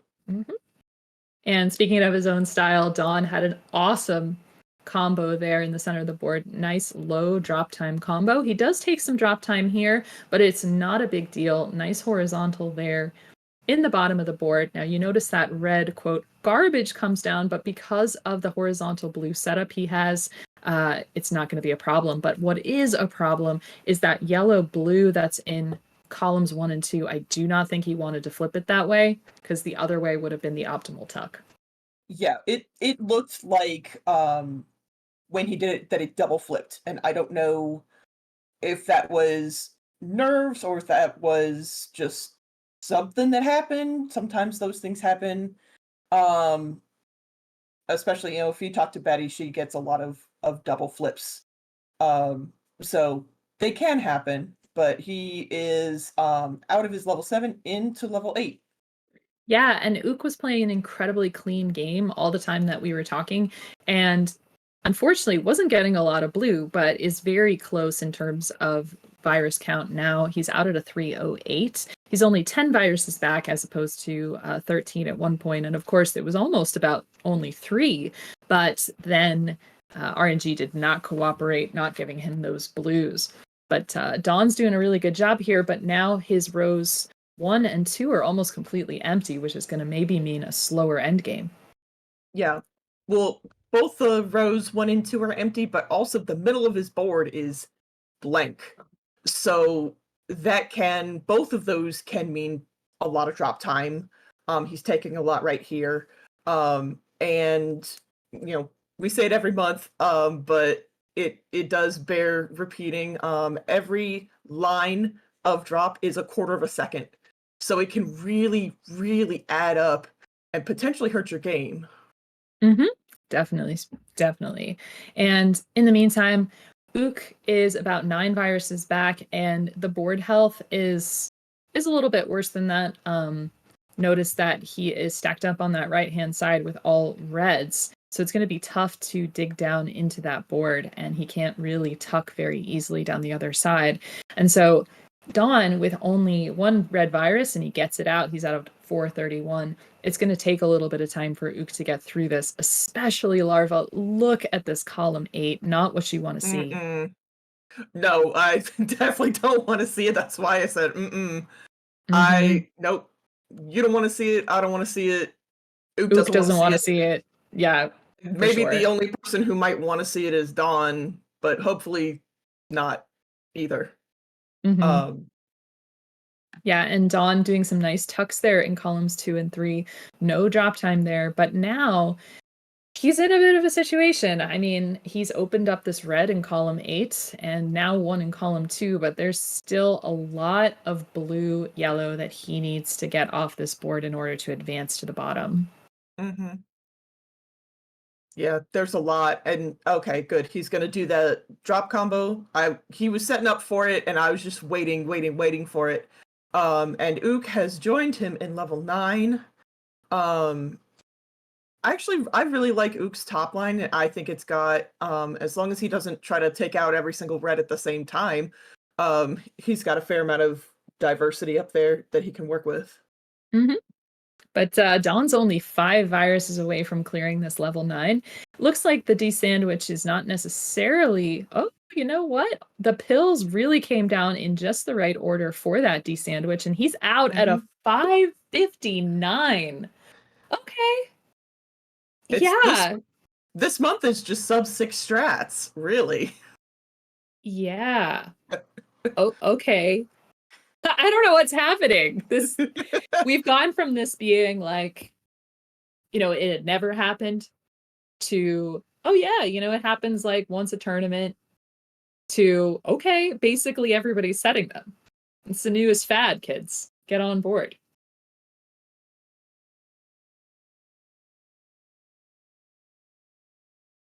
Okay, Ook has reset his timer. We have a ready from Dawn and a ready from Ook.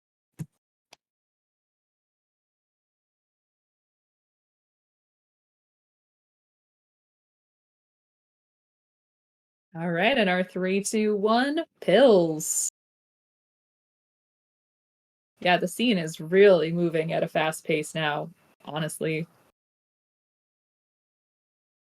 And now our players are off. Dawn's got some horizontal blues on this top line, but lots of things he can do to navigate around them. This red-blue, going to be really good for him.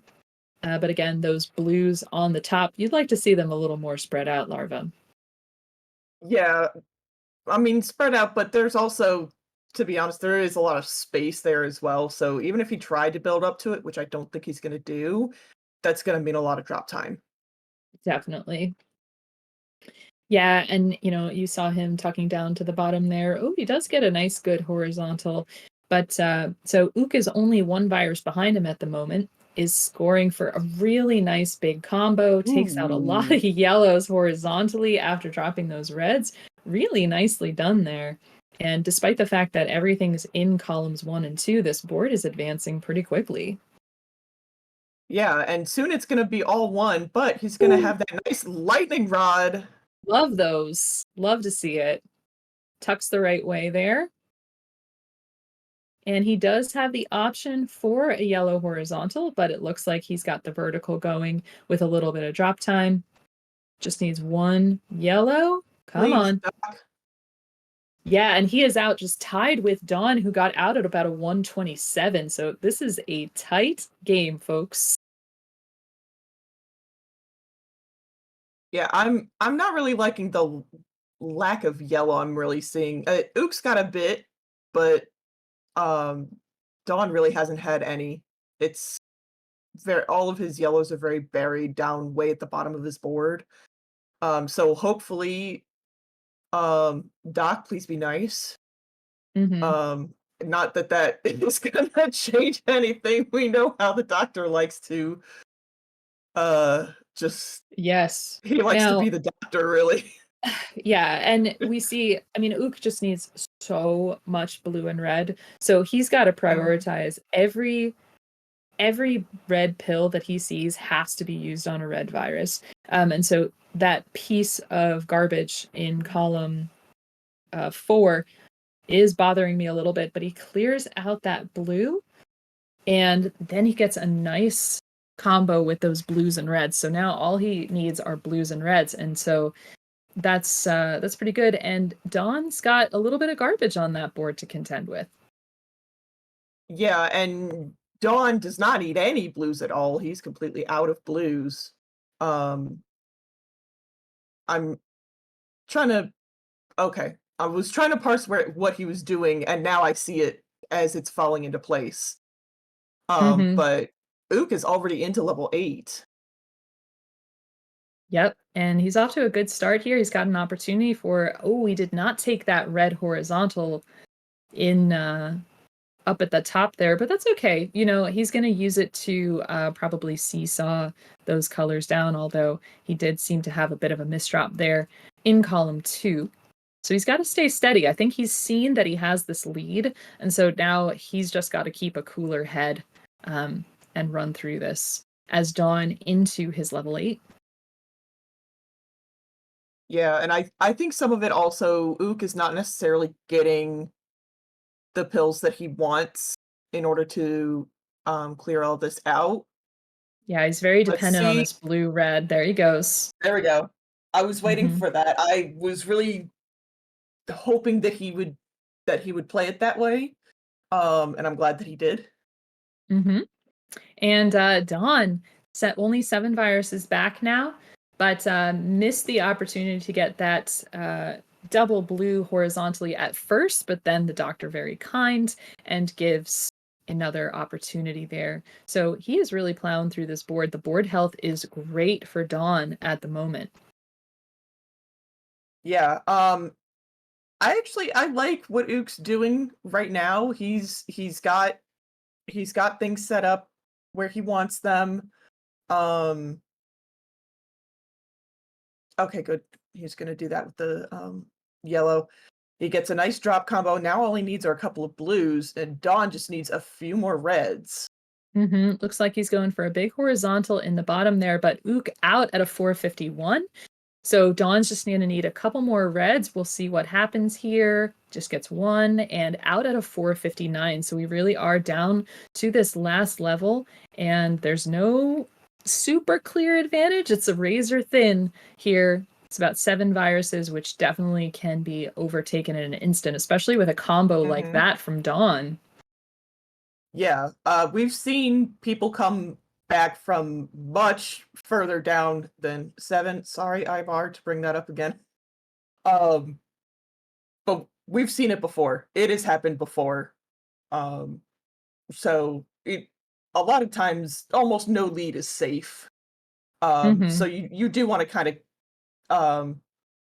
keep your foot on the gas the whole time. Yeah, and we've got a couple of misdrops from Ook there up in column 5.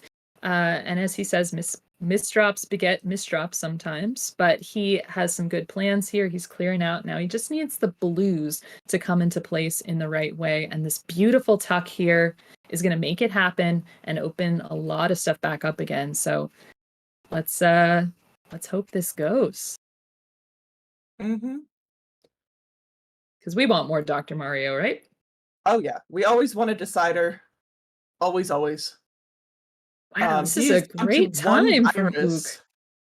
It is. Hey, nicely done for Ook. And look at this, Dawn not too far behind here. It's going to get this horizontal with the yellows and also be sub 7. I hope. Doc, please. Ah. Yellows, No, come please. on. Yeah, don't do them like that. Great. GG's to Ook, and we are going to have a decider. And it is only our third of the tournament so far. We have we have Dawn playing on Fever, but kind of going between Fever and Chill, and Ook, as always, is Team Chill. And we already have our readies in 3, 2, 1, pills. Yeah, when you win that second game and you head into a decider, it's really easy for you to possibly lose your cool. So we're going to be looking for Ook to stay loose, stay relaxed here. And Dawn currently setting up for some blue. I think he's hoping to get a T. That would be ideal, but passes on it and just goes for a red-yellow and is going to clear that out. I think he's still going to go horizontal on those blues up top, or he's going to hope for it anyway. Yeah. I know Ook was very unhappy with a misdrop that he did. I think he wanted to put something all the way down at the bottom of his board, and he flipped it a little too early. But now he's got everything that's kind of up high. So hopefully he does a nice bracket clear to at least avoid a little bit of drop time. But he can't really avoid it there. So that's a lot of time that you just have to wait.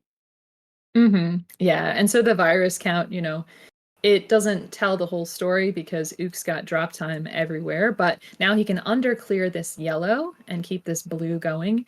And meanwhile, Dawn looks to be a tiny bit locked up here. You see that he has the possibility for this horizontal in row 4, but it is a little bit blocked off. He's going to try to clear those blues first, I think, and then build up to it, although maybe now he's decided not to go for that horizontal. Seems like the play. Yeah, I'm sorry, Ook. I don't like this top line for you because there's no yellow at all. Yeah, but he's made it. Yeah, but he's made it work so that he needs just a little bit of everything, and it's showing up. Everything's good. Everything's fine. Dawn's got a good top line, I think. I'm excited for the possibilities here. And nice vision down there to the bottom of the bottle where he sees a horizontal with the yellows. This board is definitely a speedrunner's dream, Larva. Yes, it very much is. He could potentially do something on the right side of his board. He can potentially drop things down. Okay, he does it slightly differently, which is less complicated than what I was thinking, which usually less complicated is, at least for me, is usually better. And then I just always just overcomplicate it anyway. Now, Ook just storming through this level, opening up a dozen virus gap out at a 250. Very nice time here. And meanwhile, Dawn, I think he has abandoned the plan for the reds, although now he can build up again, especially if he was able to drop down that yellow in column 3. There he goes. He takes it, makes a nice long cascading combo, opens up the opportunity to take that blue horizontally, but it is tied up with quite a bunch of red, and so those plans are going to be conflicting. Fat log. Yeah, he's got fat log, but he also wanted to take the reds underneath it horizontally as well. He's out of the 327, but you could see him wanting to do it and then deciding, no, I don't want to do this because it's going to mess up other plans that I have. Yeah, and now they're both into their level 8s. And we see that Ook's in a bit of a bind here. Notice how much red is on this top line and how high up everything is. He drops down those red blues, but he's got some options, to build horizontally. And there he goes. He gets that blue horizontally, and now he can start whittling down those columns 1 and 2. But Dawn is hot on his heels. Yeah, and Dawn he still has a lot of reds, but he's got them not nearly the way that Ook has had them, and they're a little bit better suited for some of the nicer combo plays that we like to see. But he's gonna run into a blue problem very quickly. Definitely. Now, for a second, I actually thought that this was level 9, and I was like, oh, they're so close. But now, again, anything can happen, as we can see. Ook's working on this. He needs to clear out that yellow in column 1, which is a little bit blocked up. Oh, wow, he almost makes a misdrop there. But yeah, he is going for it. He's prioritizing so he doesn't take that drop time out at a 5:08. And Dawn is going to be really close behind, just needs a couple of blues. But he has his feet to the fire here, Larva. Yeah, they're both, I think, bringing out the best in each other. So far in this round, very evenly matched, very close. We'd like to see that. So I think that it's,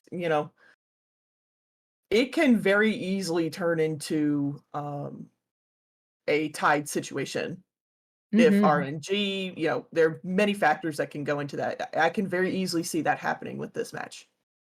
Yeah, but Ook is just making such great plays here, showing so much vision. Definitely, this is great play from him. Honestly, I'm really excited. Now, I'm a little worried about the center of this board, but I think if he takes care of his horizontals and verticals, prioritizes correctly, he'll be in a good spot. He wants a red-yellow, and I think he's going to get it. Yes, there it is. Offset fat log there. We call that a lightning log, and lots of good stuff for him to do. And meanwhile, Dawn made good progress on this level 9, but I don't think it's going to be enough. Oh, we got a misdrop there from Ook, though. Yeah, we'll see how he tries to take care of that.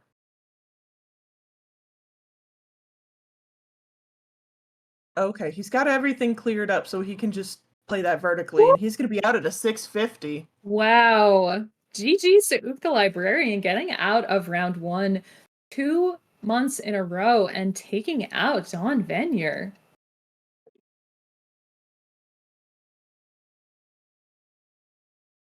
Very nicely done, Ook. GG's to Dawn. Thank you so much for giving us an amazing last first round match, guys. Yeah, this was very, very fun to watch. Both players just putting everything out there, playing their hearts out. I'm not sure if you want to say that, Bidwell, the two commentators who play on keyboard. Whatever. That plays on keyboard. I'm giving the big 90s, like whatever symbol currently.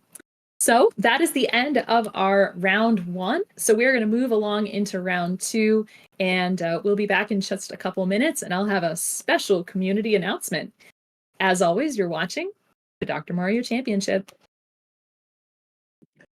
Hello, everyone, and welcome back to our speed tournament. We are going to start round 2 in just a minute, but before we do, I wanted to make a special announcement for the community. We are going to be holding a t-shirt design contest for our championship t-shirt.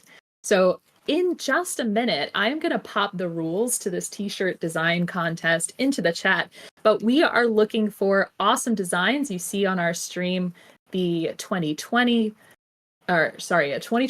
2022, and another t-shirt that we have in our merch store. And we are looking for designs from you. So if you want to see your t-shirt worn on all of these fancy competitors, please submit. We're going to be doing a blind round one judging by our volunteer panel, and then we will put forth a couple to the community for voting. So check out that. The submissions will be due Friday, July 21st, and they're going to be due to me. But you can check out all of the rules in the announcements channel in just a minute. So please get those artist hats on. We know that you're going to have tough competition with Swang, who has designed quite a few great t-shirts, but we are looking to wear your creations. So please submit, and we're really excited to see what you design. And without further ado, let's roll along to round 2. So here to call the action are Ook, who you just saw, and JonDatFlindo. Guys, take it away. Thanks so much, Savage. Yes, thank you, Savage. Jinx. Yeah, this is what happens when we put that pregnant pause in there. So anyway, yeah, so we've got Flindo, a great matchup. Riggs is into his first ever round 2, having played pretty much the gauntlet leading in, but one player he has not yet played is his opponent today, Atalito. Yeah, absolutely. If you've kept up with the tournament at all this year, you've known that Jay Riggs is a newcomer, and every round 1 that he's faced, he's had to face an absolute giant. And now he's facing probably the biggest giant of them all, Atalito, who is undefeated this year, except for in January, I believe. Yeah, he's riding a now 13-game win streak, so that is super difficult to to face off. But hey, I just want to throw a shout out in here, Dave, reminding us that his birthday is tomorrow. So you know how much he loves getting all the love and affection from the crew. So happy birthday to you, Dave, tomorrow. That being said, yeah, this is going to be a good match. Can't wait to see what these two provide for us. Absolutely. We've seen Riggs make some really great plays, and who knows, maybe he'll be able to do something extraordinary and take down Atalito. You never know. Yeah, it's always interesting to see who the player is who can throw down with the player who is dominating, at the moment. I seem to remember a certain person taking down a completely undefeated Frank, last year, or 2021. I don't remember when it was. Anyway, point being, you never know where it's going to come from, and there's no reason why it can't be Riggs. And we've got our 3-2-1 pills and some really nice looking boards in the start of this level 8. Yeah, really liking both boards. And J Riggs' side, he has gotten some really nice RNG to go along with it. I'd like for him to get a little bit more blue help, though. Right now, we're just seeing mostly red and yellow. Oh, that horizontal red is really nice for him. And he's in a little bit of a red rush here. Fortunately, he has places to put it. Yeah, that's always helpful. You don't want to be in the middle of a complete double red rush and not have anything to do with it. But check out this play from Atalito.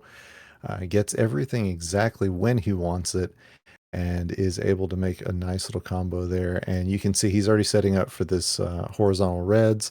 That's going to take a little bit of stacking, but oh, look, there's the doctor. He says, yeah, that's fine. I got you.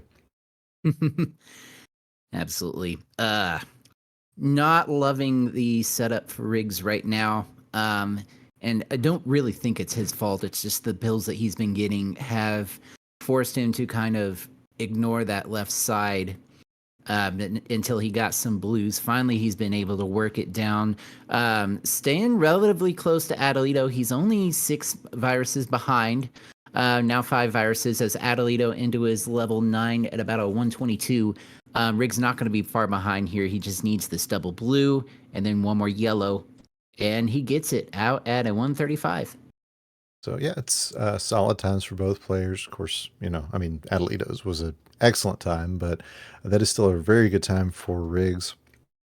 I don't know. I'm so used to being in the 6 to 9. I don't even know what we're looking for here, except for that amazing drop combo that Atalito just provided for us. Yeah, that was a pretty fantastic combo there. Looking over at Jay Riggs' side, lots of red and lots of blue on this top line. And look, there's a blue-red that's going to help him out a little bit. I know he'd like to whittle this down a little bit more, as he is currently 9 viruses, now 8 viruses, now 10 viruses behind Atalito. And he is making some really nice plays, just looking to clear out this blue. And look at that double blue. What a perfect time for that to show up. Yeah, these combos that he's pulling together are just really good. And considering that this isn't a game that Riggs really even played just less than a year ago, that's it's a testament to how much work he's really put into this game. Yeah, I believe I remember him saying in the past that he grew up playing versus. So it's been fun to see him learn the speed side of things. And I'm really thankful he's not playing on high right now, because that might have broken the game, what he just pulled off.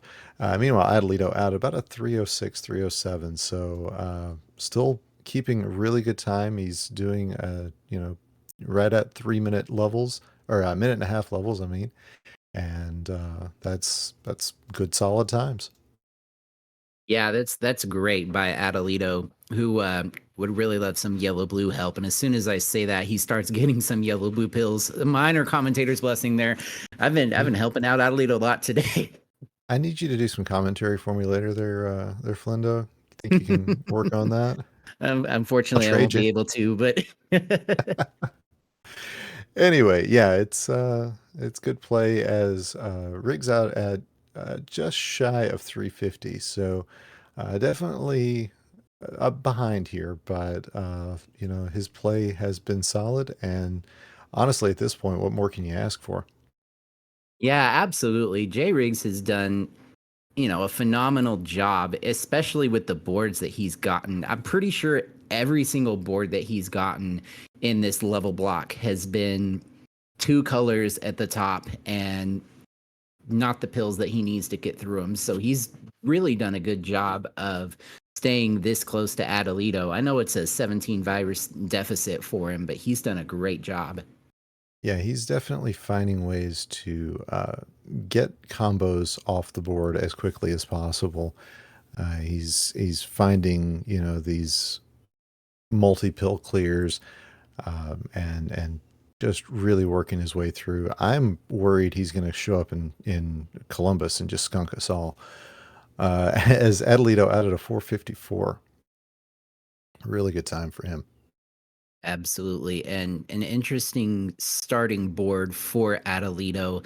Not a lot of yellow to talk about. In fact, he's just got 1 left, and he has temporarily covered it up, but this double red opens it up with a nice cross clear. Yeah, and this, by the way, this is levels 8 through 11, for those of you, anyone who hasn't seen anything this far into a tournament.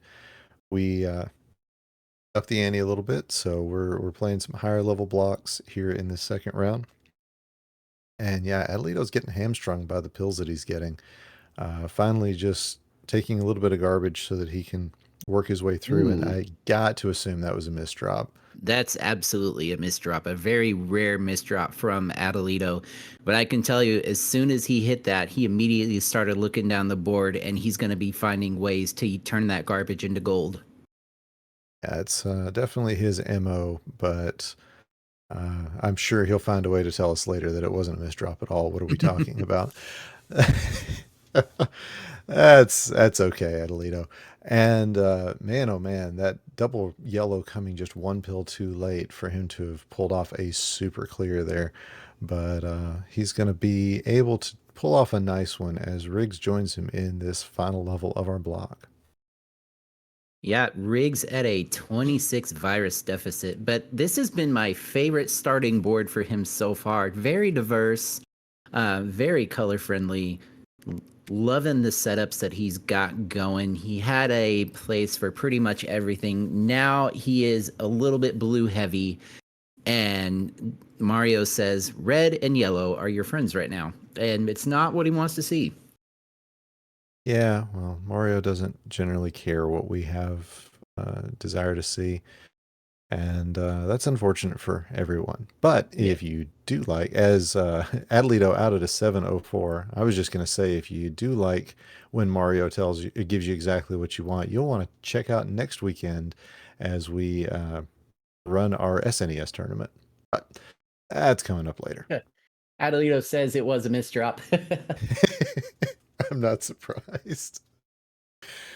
We like Hey. to we like to tease our players here, but we also know that Adelito's always listening. Absolutely. GG's to both of our players.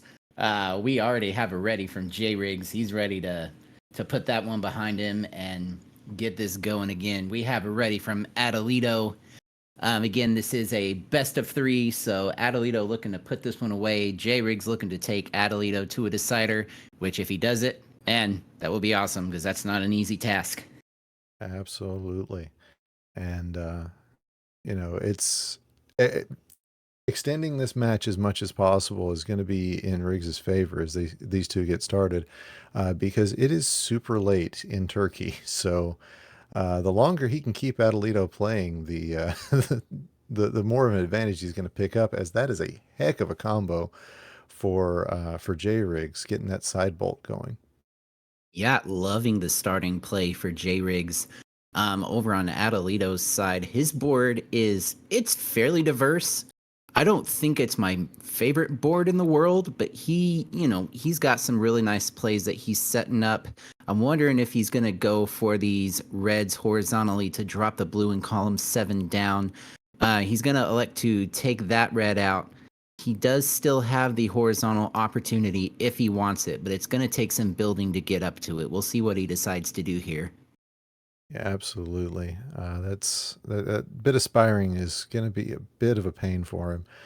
Meanwhile, on Riggs' side, he is looking at a little bit of a lack of diversity at the moment, but he may not need it if the doctor continues giving him exactly what he is, as Riggs could very quickly find the combo key that he needs and just really knock out a whole lot of viruses at once. Mm-hmm. And Here it is. there it is. And that is most of his board.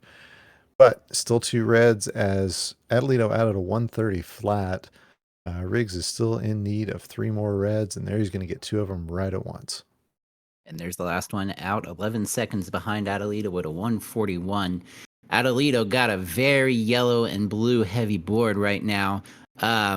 I wondered if he might decide to clear out that red garbage horizontally with the upcoming double red, but he decides not to do that, which is still a good decision. It's just going to take him a while to use that red garbage. I'm guessing he might go ahead and just clear that away when he gets the opportunity. You would think so. Okay, there he does. I was going to say you would think so, but there's always a possibility that he'll find a way to sink it all the way down to the bottom of the board. Mm-hmm. That is sometimes the strat is to do something, as unexpected as that. But at that point, not really worth it, as Atalito manages to get rid of some more horizontals and keep a pretty solid lead here on Riggs. Yeah, and J Riggs just having a bit of a fight here with the board. You see all this red that he's having to deal with, and he's got his 3 through 5 is completely devoid of viruses, and that's gonna be an issue for him where drop time is concerned. If he's not able to figure out how to avoid that drop time efficiently. He's really making some nice plays. He's got some horizontals going on as Atalito out at a 309. He does elect to take the drop time there, but he's doing the best with what he can. Yeah, and that's still quite a lot, and that's that's why he's here. This is you can play a whole lot of Dr. Mario and still rarely, if ever, get out of the first round. So GG's to Riggs for making it here, as he is proven that he's got what it takes to hang with just about anybody. Absolutely. And looking over on Atalito's side, he looks like he's setting up for a really complicated horizontal here. He's just needing, I think ideally he would like to have a yellow-blue, and he got it, but Right he as soon had as he covered already it up. blocked it off. Okay, now he's just showing off.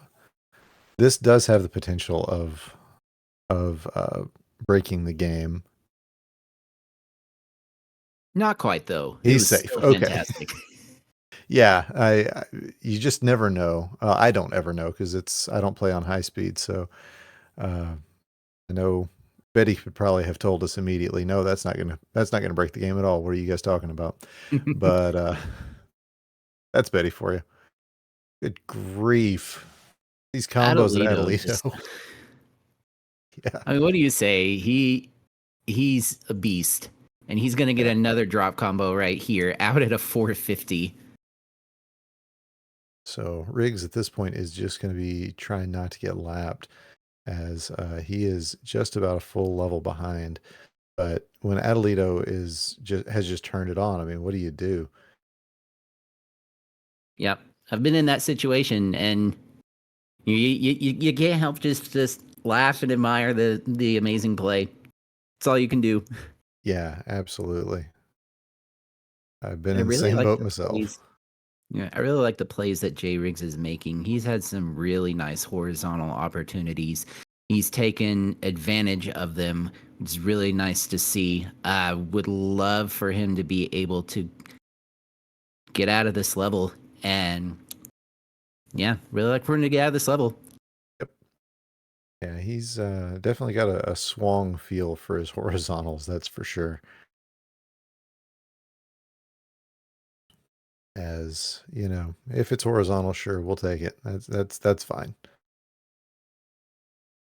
And he's gonna go for these yellows in his row 2 horizontally, which I really like that play. He also has the potential to do what he just did and clear out the blues horizontally.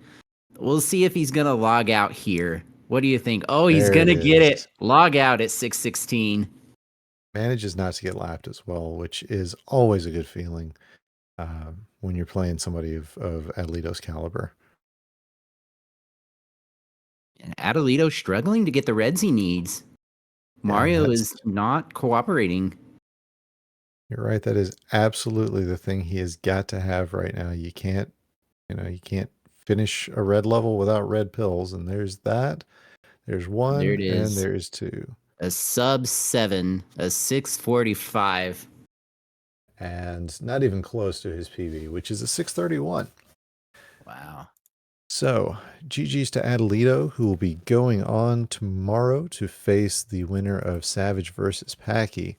And GG's to Riggs for an excellent showing. Yeah. We look forward to seeing him in the second round again soon. Absolutely. That 645 by Atalito, not even a top 20. What have we become? Well, we will find out later, as we will take a break and we'll bring you our next match. Stay tuned. You're watching the Dr. Mario Championship. And we're back. Welcome into the Dr. Mario Championships June 2023 main bracket. I'm OoktheLibrarian, and joining me is Larva. Larva, we have got Packy versus Savage Octagon. And you know what? This has been just a battle for the ages between these two. You know, Packy mentioned it when the two of them were commentating together, that the first 3 games went to Packy. The last 3 have gone to Savage. So this one might just be for all the marbles between these two. You are right. This is the 7th time that they've met, and it has gone more in Savage's. It's gone more her way recently, and I would say this is probably one of our most even matchups. Both of them are consistently 4-5 seed in the bracket. They are currently ranked for the year number 2 and 3. It's very, very close. This is not one that we can say that somebody has a distinct advantage right now. Yeah. Actually, Savage had that number 2 seed up until last month. So, this is, like you said, everything's really close. These two are just giants of this game. As we get our 3-2-1 pills in chat, um, there's just no telling how this is going to go. And both of them are really hungry for it this month. Yeah. You can tell they both really want the semis. They really want to make it to the finals, all of that. So this is going to be one where both players are really, really looking to put their best foot forward. Yeah, as Packy starts off with a misflip there with that yellow red in his column number 4. Um, Pretty sure I don't see a way to make that useful. So, uh, yeah, sometimes those things catch you off guard. I don't think that's what happened here. So he's gonna be playing a little bit behind there, but does still have the lead here. Although Savage does have about 3 seconds to give. Yeah. And we always look at timers. We don't want to make it unfair if somebody has a stream lag or something like that. That's not fair if we say, oh, okay, whoever is out first period wins. It's going to be whoever is out first by the timers. That's right. As man, these two just slugging it out. Packy seems to be still with the advantage. I think Savage had a bit of a misdrop there. She's got her misdrop face on, although that is pretty similar to her everything is very intense face. I've seen both. Uh, and I did see a head shake there. yeah, this is going to be helpful though. That's the minimum amount of drop time considering what she was facing down there. I think she just needs the right pills to show up, and they're just not doing it for her. As Packy out at just under 2 minutes, Savage is hoping for a blue-red is what she needs. Blue-red is exactly what she wants. There it is. Okay, It will she drop gets it. down, but she's going to be out at a 2:10. Yeah, so about 10 seconds behind. Can't tell by the look on her face, but that's really not that bad. But she's when you feel behind, it definitely affects the way you play.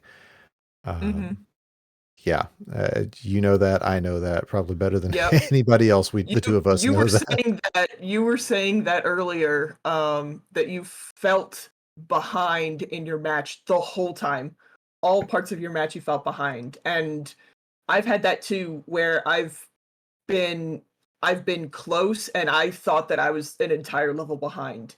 And it can, to be honest, it can work on your psyche a little bit. It's a little bit oh, nice play from Savage here. Yeah, I like the way that she's getting rid of some of that garbage on her board. Packy's up by 6 right now. And he's overall, working. I'm sorry, go ahead.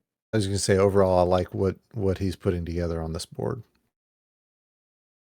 Yeah, all of his stuff is very low, whereas Savage does not have that at this moment. She does work very top to bottom on all of her seeds. So, it's not anything that's kind of, uncommon or that we don't see from her or anything like that. Interesting choice to take those vertically. Yeah.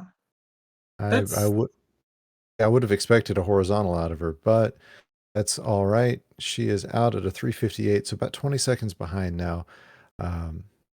So yeah, that was an interesting play. I wonder if she's getting tilted. I hope not. But yeah, Packy's looking down the barrel of a lot of red, and we both know how much he loves looking down at an all red board. It's just his favorite thing. I believe that red is his least favorite color in this game. Yeah, and boards like this are the reason why that is true.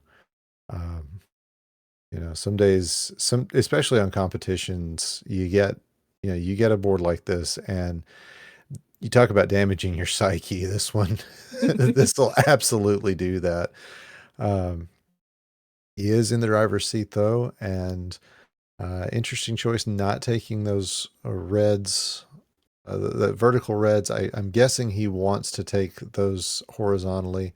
Does so, and will be out as soon as he gets the next red at a 506. About half a level ahead. Does a little bit of screen watching, just a little bit to see where he is. Perfectly legal in this tournament.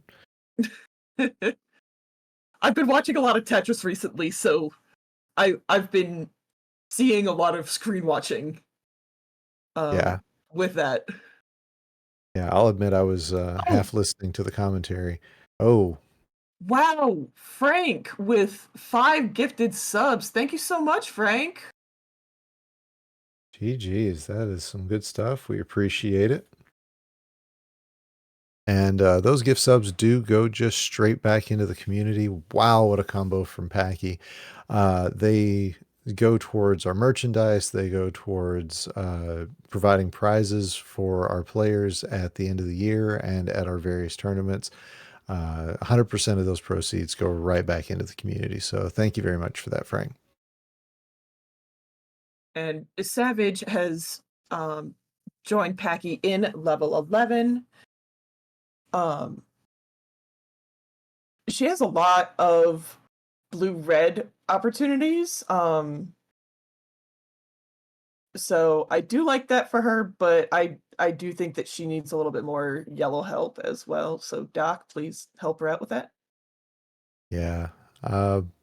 She's gonna have her work cut out for her if she wants to pass Packy here. He is 16 viruses ahead. There, more or less. You can't really call it in the middle of a match because the numbers change so fast. But he's looking at a pretty solid board. I'm wondering why he's holding off on dropping that red. He does finally do so. A couple of double reds in. I'm sure he wants some horizontal opportunities. He's going to get one here.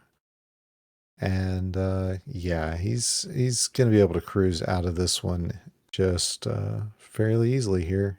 Should be out in just a couple of seconds. Yeah, where Savage has just blue everywhere. It's a literal sea on her board. Yep. That is mental damage right there. That is what mental damage looks like. As Packy out at a 737, and Savage apparently listening to chat or listening to commentary, not recommended. We do have a few players like Atalito who do that at all times, but yeah, that is definitely a frustrating board to look at.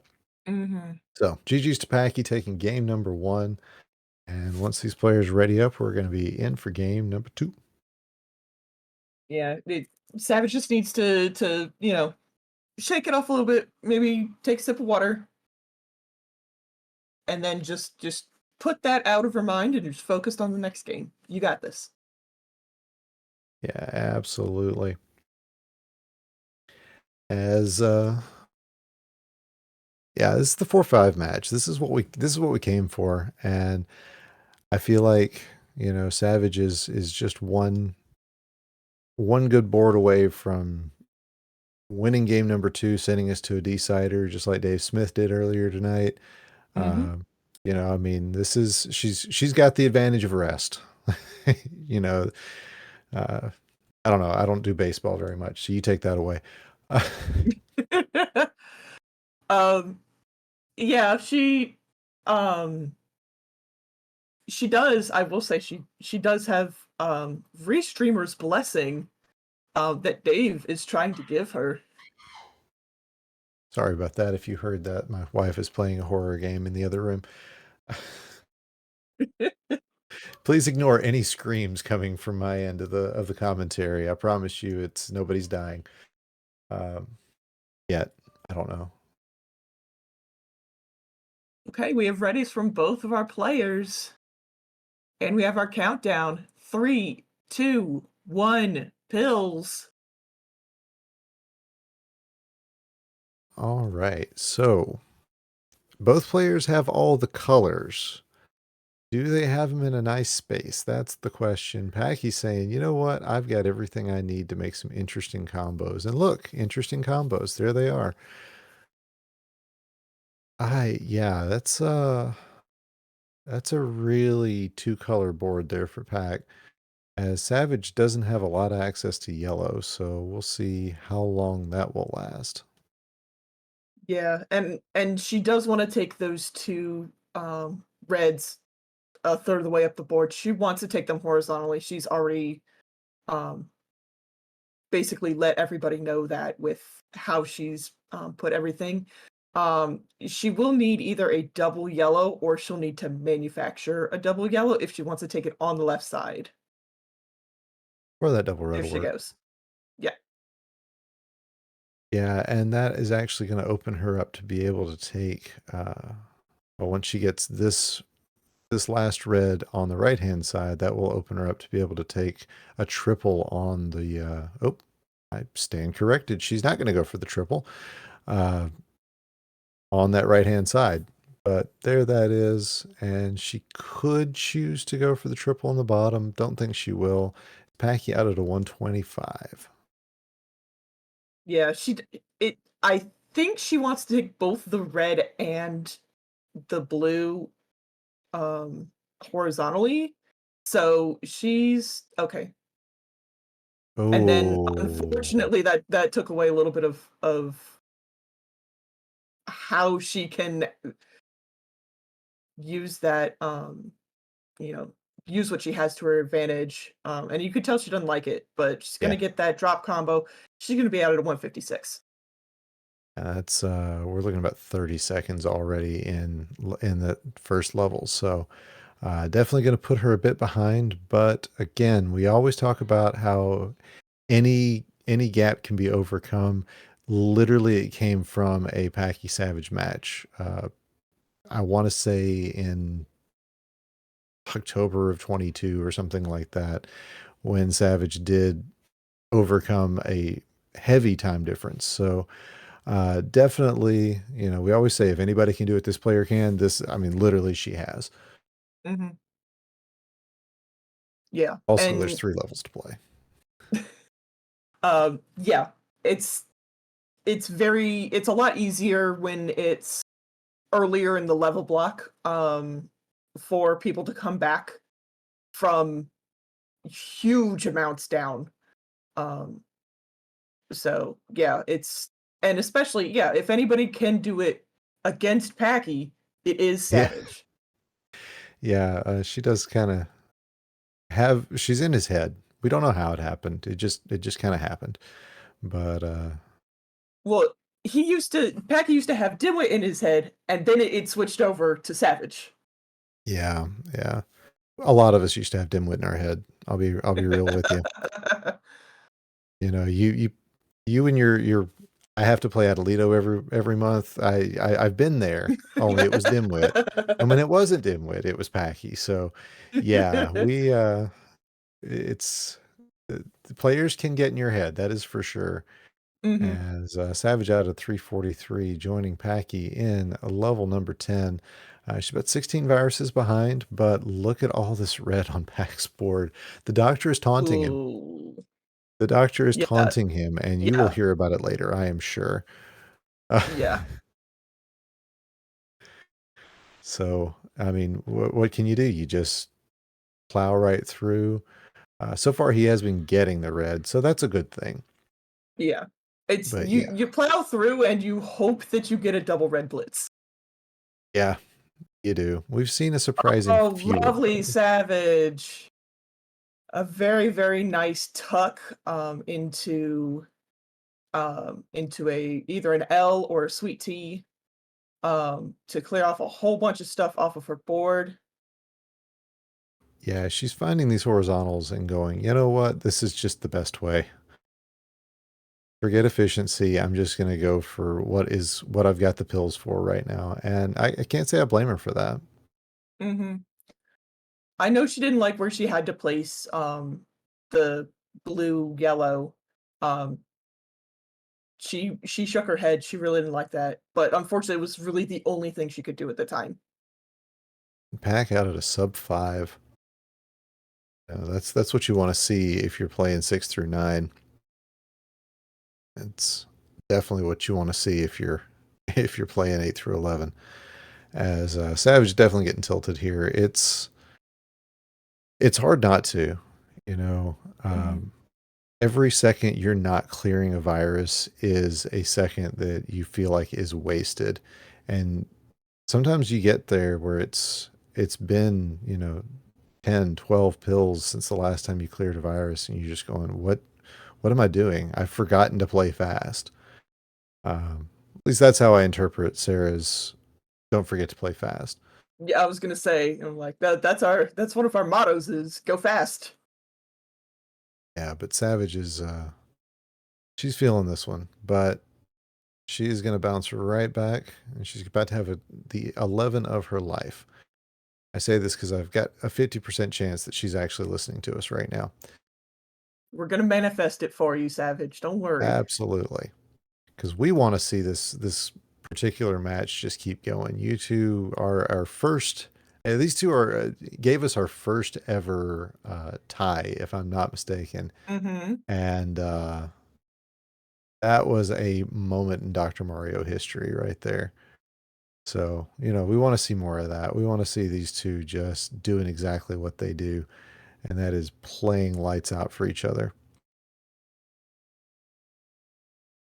Yeah, Savage is working with a real lack of yellow, plus some yellow garbage that she's had to deal with. She does get that cleaned out. And then she's gotten some more diversity on her board. She can take this triple-ish, since it had a double, there was a double set of pills in there. Package to be out at a 7-11. Go get your Slurpees. That was a I was heck about of to say, go get your Slurpees. that's a PB. That's a 3-second PB for Packy. And Savage will take some solace in that, because you can't beat PB strats. You can't. I couldn't beat strats with a PB, so it happens. So GG's to both players. Packy will be going on to the semis, where he will be playing the winner of our next match, which will be Floyd versus JonDatFlindo.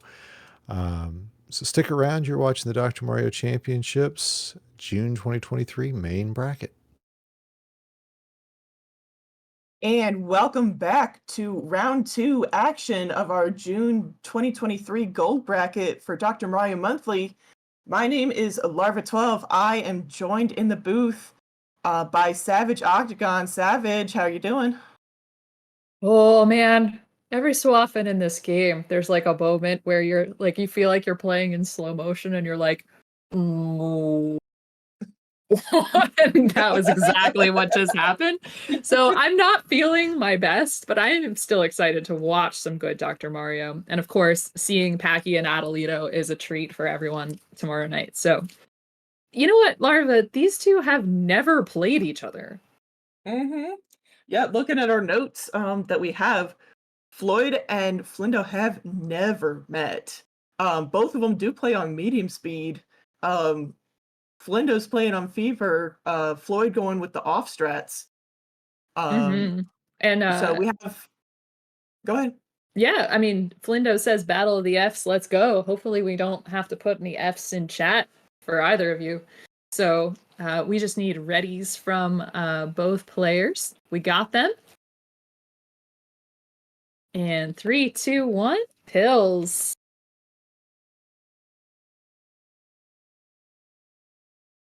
Right, wow, look at this top line for John.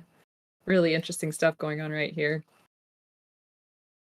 Yeah, I liked Floyd's a little bit until there was no more yellow left really on the top line. I'm not a huge fan of either of them. I don't think there's enough color diversity, and at the beginning of the level, there's nothing you could do about that. That's just RNG. Yeah, but I really like what Flindo's been doing with this level. He's been chopping it down. His top line is nice and even. Floyd has that blue-yellow garbage right in the center, which he takes down. Now it's no longer there, so pretty good there. But he does not have a lot of use for blue at the moment. And Flindo's board health looking very, very nice here. He's got, great opportunity for a horizontal there with those reds. Takes some drop time, but yeah, it looks really good. Yeah, that's one of those things when you see it and you're like, yeah, I'm gonna risk all that drop time to take Look at that time. I'm sorry to cut you off, but that was a 114 for level 8. I mean, that's on fire. Oh my gosh. That's a good time out of level 6. Yes, is a very good time out of level 6. Holy buckets. Okay. Back to Floyd's game. He's got a nice setup now. Notice he's going to take these yellows out in column 7. Got a nice horizontal there. Yeah, things are looking good for him, but Flindo has a big lead right now. Yeah, he's Floyd's gonna be out at a 150. John's got over a 20 virus advantage, and it's only level 9.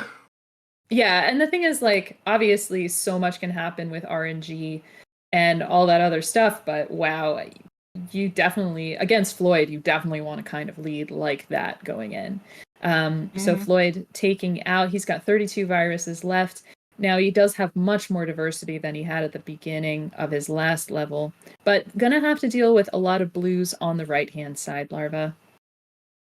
Yeah, whereas Flindo has no need for yellow anymore at all. They're completely off of his board. And of course, what is the doctor giving him? Half pills of yellow every time. Yeah, why not? Why not, right? It's fun. And Flindo gets this nice lightning bolt, half virus, half garbage there. But just needs a couple more reds and he's going to be out. We love to see people out of level 7 at sub 3. And the fact that he's out of level 9, we're going to see something special here, folks, if things keep progressing. And Floyd's board still looking very nice. He needs to get some red going right now, and luckily gets it to open up column 8. So now he's got a little use for everything. Yep, he just has a couple more viruses, couple red, couple blue, and then he'll be out. Floyd is not going to make any shapes with it. Floyd doesn't really do a lot of shapes. He plays very straightforward. And he's been really using that to his advantage recently. And now, to be honest, is not the time to change any of your strategy. Right, exactly. Midstream, as it were. So Flindo's lead a little bit less than it was before because he's been working through some tough stuff on this board. Just a lot of yellow and blue on the top line. And so, yeah, he's going to have to make that decision between clearing out garbage and clearing out viruses, which is always a tough call to make. He does not like the amount of drop time he's seeing, and Floyd's down to within 10 viruses, so this is going to be tough. Stop screen looking, Flindo. Stop screen looking. Don't you look there. But yeah, you could tell with Flindo, he was very unhappy that he had to take that drop time. He knew that he needed to because the RNG was not going his way, not giving him what he needed. But I know that always hurts when you're like, okay, I really want to try to get this virus this way. I'm going to set up for it this way. And then the doc says, nah, no, you're going to do it my way. Yeah, and he's out at about a 4:49, still a blazing fast time here. And Floyd working through this level, just, he's got this setup. He had a setup that could have used that double blue for a horizontal there, clearing out column 8, but now he still has it. That's still open to him. But stuff is a little bit locked up at the moment. Yeah. Oh, I thought he was going to try to make another shape. There's me, for some reason, thinking that Floyd's going to overcomplicate things when Floyd does not overcomplicate his play. Nice tuck there from Flindo. who is making some interesting plays himself. I wonder if he's going to be trying to find some way to take out those reds horizontally there in the center of the board. It would require him to take out that blue, and now he has the opportunity to do that. And actually has opened it up a little bit better. So let's see. He certainly is making that signal. Oh yeah, he wants to. There we go. That. Wow. All right. Let's go. There we go. It Yeah. does leave him with some yellow trash, but it's already 3. He just needs 1/2. There we go. It's already gone. So he's about 20 viruses ahead of Floyd, who rips an amazing combo down off the center of the board. It was like a drop cross thing. Very, very nice. Unfortunately, now Floyd has a chasm in the center of that board, and you know that means it's going to mean drop time if he wants to drop anything off of column 3.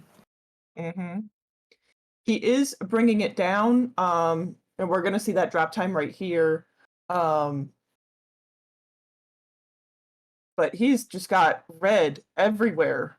Everywhere you look, there's more red.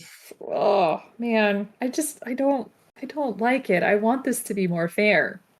But I mean, truly, look at this. Flindo with a 654.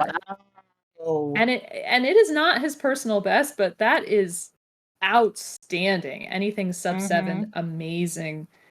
And goodness. Woo. Yeah, that is absolutely blazing. You know, and Floyd is not doing bad himself. It's just, again, when you're up against times like that, there is nothing that you can do. Right. There really isn't. Yep. And he was going to be sub 8, which is also a very competitive time. It's sort of the sub 6 of the 8 through 11 world. So, all right, shake it off, Floyd. You're definitely going to need some better RNG than that. So we're going to ask for it in the booth here. But we got readies, and we're on to game 2. Doc, please. Good RNG for everyone. Exactly. Bad RNG for everyone. Just the same. Just let's have the same. Nice opening horizontal there for Flindo. Another one with the blues. Of course, these horizontals are really just taking all the blues out of his spot. So that's going to be trouble for him. And wow, look at Floyd with all the reds here. What did we just say about RNG, dude? Oh, okay. He was playing very close to the top, but Floyd does play on medium speed, so the pills do not lock in as fast as they do on high speed. So some of those riskier moves are much easier done on medium speed than high speed. Yes, exactly. You would think that if there is something called high speed, that would be the meta. But no, players play on both speeds outstandingly well. So now Floyd with a little bit of a lead here, battling that initial trouble. Notice he does have this blue garbage on column 2 and column 4. He decides to clear that off. I think that's a smart move. And nice, taking advantage of this little red blitz. Throwing those reds to the side, but he could always, because he knows a red-yellow is coming next, he could always use it to build next to his yellows to prevent drop time. Yeah, and that's actually what he's done right here. He's built a little bridge so that he doesn't take as much drop time. Very good foresight. Very good use of some extra pills by Floyd. Yeah, he's got a lot of great options now. So notice he's just going to need a couple more yellows. Meanwhile, Flindo needs a couple more reds and blues, and he'll be out. This is incredibly close, but Floyd out at a 149 and taking a sip of Dr. Mario juice, which I am assured is adult friendly for sure. And that is another hallmark of Floyd. He does that, I think, every single time that he plays. He will have Dr. Mario juice. Yeah, you hear, get up, stretch, stay hydrated. It's all good. Nice L from John there. And look at Floyd. He's going to get these blues horizontally off the board. And he's got some nice setups going on, particularly with all that red over there in the corner. He's going to be able to do some good stuff. Yeah, I was worried for a minute because he did have a lot of red, but he has gotten a lot of red, or at least partial red, um, to help him with that. Yeah, now I'm wondering what's going to happen here because Floyd does have some opportunities for some horizontals here with the yellow in the center of the board, but blue is really not what he wants to see. So we'll see here, but Flindo's board looking very nice. Oh, sweet tea by Floyd. And a nice vertical into a horizontal for Flindo. This game is very close, but very much a lack of diversity for Flindo. Yeah, and he's dealing with everything basically on one side of his board. So all of that's kind of jammed up there. And that makes it a little bit hard to, especially if you are looking for a specific pill or even sometimes just a specific color, that can make it a little bit more difficult. Oof, and out of level 10 at a 342. So nicely done there for Floyd, and a nice double vertical off to the left-hand side to start level 10. I like what he's doing with these yellows. He noticed that he didn't have as many yellows, but he could use them to set up other drop combos for things that he did need. Mm-hmm. And Flindo out at about a 414. And was a little worried about his end game there. He could have had some problems with blue, but managed to get everything off of the board. A nice opening horizontal for him, although he's got some garbage in the center of the board. And of course, the garbage is the same colors that he basically has everywhere on his top line. Mm-hmm. And Floyd just is red everywhere. Ugh, come on. We talked about this. Yeah, Doc is not listening. That's fine. See. So yeah, Flindo is just throwing away all of that yellow at the top of the board, and that seems to be the play. I mean, there's nothing that he can do with it unless he tucks it down, but now things are starting to open up with some diversity. And he needs to make sure to pay attention to those spires on columns 1 and 8, and they're both red, but beautiful combo there from Flindo to take all that stuff down. He's only 8 viruses behind. Yeah, he had a double red earlier that I was really, really hoping that he would put on column 1. He has since gotten rid of what he needed to in column 1. Let's see how he does. Okay. And Floyd out at about a 543. And going to work on this blue situation that he has. So there's a lot of blue going this on from that Flindo. top. Oh, that was good. I saw like him that. setting it up, and I was like, "Oh, he's going for something big." An offset fat log right there, where half of it is garbage, but he was able to take out what he needed to on the bottom of his board, and he just needs one more yellow. He's going to be out at a 624. Floyd with 30 viruses left. He's got an 18 virus lead. That's going to be very tough to overcome. But of course, Dr. Mario was not listening to my pleas about RNG, so you never know what's going to happen. And let's see, a lot of blue and red on this top line for Floyd. Would love, oh man, I was just about to say would love some blue yellow for him, but he's getting it, so that's awesome. There we go. And now he's out of red. Mm-hmm. So no more red, Doc, please.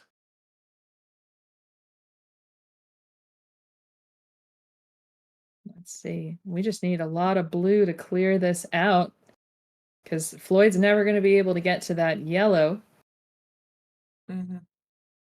Oh, Oh, come no. on. No. Look at this great combo for Flindo. Flindo really tearing this board down.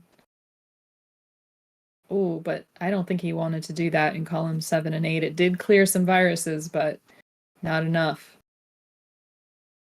The right color. Wow. Man, Floyd just needs one more yellow. He's out at a 738. Right. Great combo from Flindo.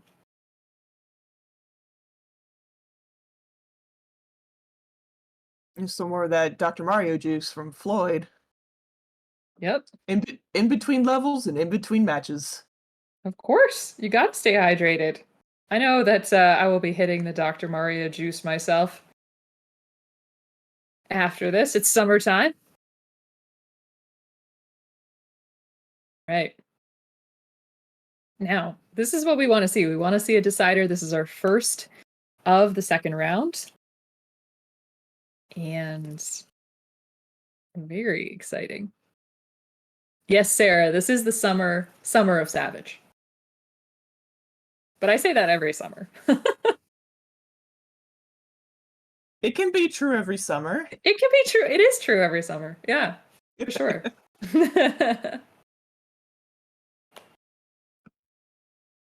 I'm just going to get a big tattoo that says Summer of Savage. All right, we got readies from both players. And 3, 2, 1. Pills. Oh. I'm really wondering about this blue. Yes. Flindo's going to get that horizontal right at the beginning. I liked that. Very attractive. Yes, very, very nice. I saw it and I wanted that. I know anytime I see anything like that, I'm very drawn to it. Very, ooh, sparkly, shiny, horizontal combo that I can do. You heard it here first, folks. Larva is a raven. She likes the shiny I do things. live in Maryland, so yeah. that tracks. All right, at both of them. So Flindo has a little bit of a lead. Nice combo down the board to clear off both viruses and garbage. And got some nice opportunities to tuck down to the bottom of the board. Could start building a horizontal opportunity with those reds and blues. Now that's nice and open. This is looking great. 5 viruses ahead of Floyd, who is going to be building a horizontal here in row 3 with those yellows, but is spired up a little bit high in column 8, so he is going to have to take some drop time. Yeah, he is going to play a lot of that very vertically. Floyd is a very vertical player. He has said that before, that he plays very vertically. So I think that is, very a par for the course for him, but also kind of what he wants. Mm-hmm. You usually want to stick in your wheelhouse. So he's going to be out at a 150, joining Flindo in level 9. Mm-hmm. And Flindo's off to a good start, but he is going to end up in some trouble pretty soon with all of these reds that are on the board. Because you'd love to be able to take those horizontally and drill down into the different layers of the board, but it's just more blue and red. So that is just a pain in the butt. So Floyd gets to use this opportunity to dig through here. Now he's got a lot of blue and yellow, but notice him working on those reds, making that red garbage to clear so much off. And look how clean that board is now. Mm-hmm. Exactly. Flindo has, I wish he had a little bit more access to yellow. He's gotten some of it back. I just wish he had a little bit more on his top line where he can really easily access it. Yeah. Now it looks like, man, I would really love for some red yellows to come for Floyd, because wouldn't that fat log be amazing? Come on. Yes. Oh, all right. Okay, he's definitely going for horizontal red, I feel. Vertical with the yellows. There we go. Yeah, he did that. And then I think he can go. If he really wants to, he can set up a double blue fat log. But I'm not sure. That's not really Floyd's style. Yeah, I wouldn't go for it. Seems risky. And especially when he got just the right pills. He's out at a 333. Flindo Mhm. not too far behind. So he is out at a 342. And he just had about a 2 virus deficit there. A couple seconds added to the clock for Flindo. Yeah, and I like that that drop combo he just made over on his left side. And he's really aware, well, he was really aware that he had a lot of reds, and now unfortunately all of those reds are gone. So Flindo being very efficient, though. mhm. Looking really good. And Floyd with a little bit of a lead still. 4 viruses, very, very close. Did not drop down to start working on that horizontal blue. Makes sense, though. And so let's see how those blues come off the board. Opted not to take a lightning bolt there, but a 6 virus lead over Flindo right now. And his board is very, very open. This is looking good, but look at this combo from Flindo taking that garbage off the board. That is a great use of garbage. Yeah. Flindo is one of those people who, as we always hear from players like Swang and Influx, he does turn garbage into gold. Mm-hmm. So he just needs right now. He needs a couple reds. They Oh, both need reds. Look at that, and they're getting the same. They almost got the same 3 pills. Floyd out at a 511. Flindo out at a 513. Oh, this is not the last bet. Oh, I thought we were having a tie. Oh no, I kind of thought it was almost over too. Right. So Floyd just a tiny bit ahead, 3 virus lead. Oh, that if you just caught what Floyd did, that is the difference between medium and high speed. You saw that tuck happen. It did not lock in. That would have already locked in for a high speed player, and it would have been a misdrop. Mm-hmm.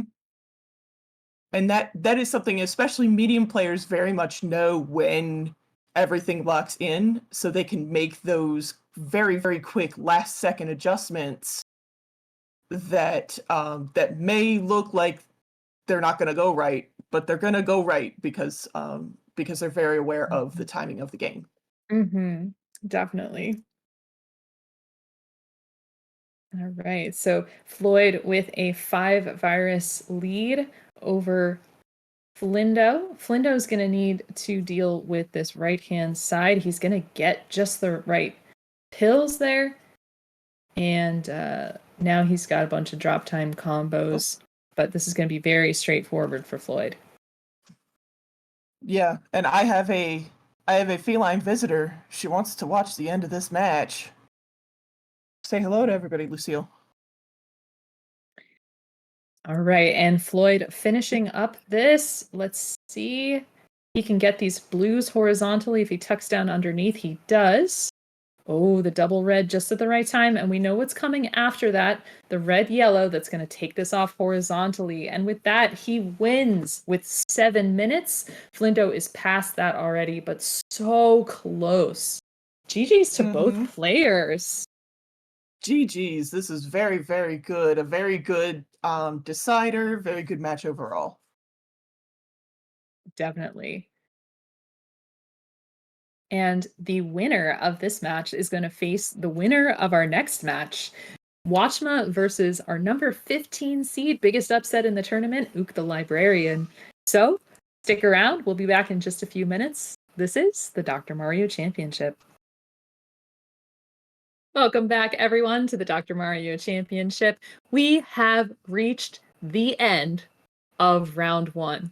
So, thank you all for sticking around with us. Round 2. Round 2. Thank you. Yeah, see, that's how long we've been watching. I don't even know numbers anymore.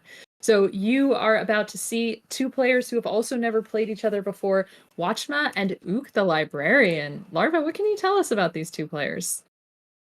Well, both players, yeah, they've been around for quite a long time and have not met each other. We get a couple of those every once in a while where you would think that some of these players have met each other, but these two haven't. Watchmuh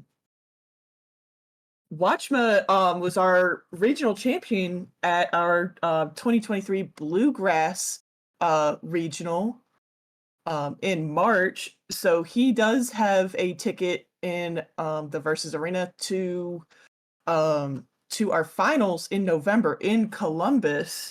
We hope to see you all there. Ook was there as well, and the next day we played NES Black Box games, and Ook was the winner of that. Yeah, got to watch him get as far as he could through original Super Mario Bros. And take the last round of that tournament. So that was pretty fun. So we have readies from both players. They're going to be playing just like the rest of these matches, levels 8 through 11.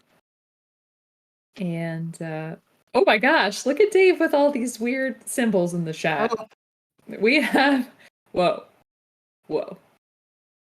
Mind blown. All right, 3, 2, 1, and pills.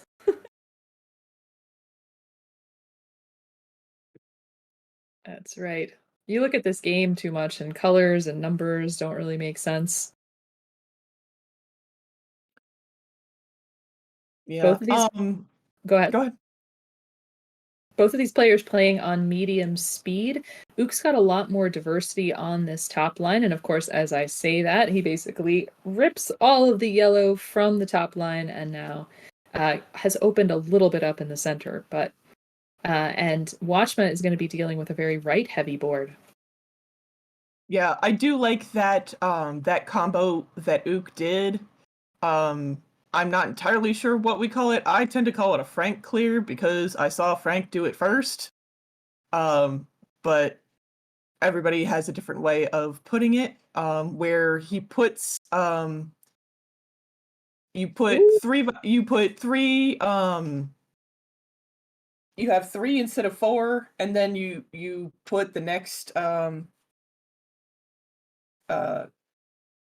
the pill that goes that corresponds underneath it, you put that on top, and then you underclear. Good readjustment by Ook. I mean, yeah, he's doing really, really well here. He's got 3 viruses to go, but a really nice opportunity for some big clears by Watchmuh. He delays taking those horizontal blues until the red is kind of ready. So he just needs 1 red and he's going to be out. You know, that's a dangerous move, but it really worked out for him because he saw the pills in the next box. But Ook out of his level 8 first at about a 138. Let's go. Yeah, it's a very, very close game, neck and neck. If you're in the Tetris community, you may have those emotes. I wish that Ook had a little bit more blue, especially blue near red. And especially since his board is splitting in the middle right now. And I really wish Watchmuh wasn't getting so much red for this board. It made him have to play some other things. And now Ook has opened up about an 8 virus lead. And Watchmuh has really no use for yellow other than sort of sliding it down. But finally, he's going to open something up. Wow. Yeah. Ook go. Dang. Yeah, Ook is... today has been Ook's day. He's been doing extremely well today. Not that we're biased toward our fellow commentator or anything. Oh, I really want him to use the next red blue to just tear that down. But look, he is going, once he drops these blues horizontally in row 2, he is going to have really good horizontal potential in row 3. Look at that. He just needs a couple more blues and he'll be out. Watchmuh working on horizontals of his own. Look at that. He's taking reds out of row 4. And it looks like he has the opportunity to do it on the right-hand side as well. We'll see if he does that. But wow, Ook out at a 319. And Watchmuh about 6 viruses behind. Yeah, and already Ook's ripped off at least 1 combo. Just had it just set up, waiting for him, just begging, Ook, here, take this combo. And Watchmuh finally out of his level 9 at about a 347. He's about 14 viruses behind Ook at the moment, who is just working on these combos bit by bit. Would love to see him wait for a blue-yellow to take off those yellows horizontally. He doesn't go for that, but he's built right back up to have that horizontal potential. So let's go for it, Ook. There you go. Oh, and another horizontal right away. So nice job starting there. What do we have on Watchmuh's side? A lot of yellow looks like. There's a lot of yellow, but for a second, both of them were tied. Now Ook's 7 viruses ahead. But it was for a quick second. We had a tie. Ooh, and that's definitely no. drop from Watchmuh there in columns 3 and 4. That's going to take a little bit to clean up, and so much blue is buried under there. So if he gets blues and it's not uncovered, that's going to be some wasted pills. Oh, and another one on top of there. Oh no. That can't be. Yeah, that can't be on purpose. Oof. This is rough. No. And Ook is really cruising through this level. Yeah, and he figured out pretty quickly. Watchmuh figured out pretty quickly. Okay, I need to clear this yellow that was underneath. I need to clear that sideways. I need to clear that horizontally and not keep adding vertically. Mm-hmm.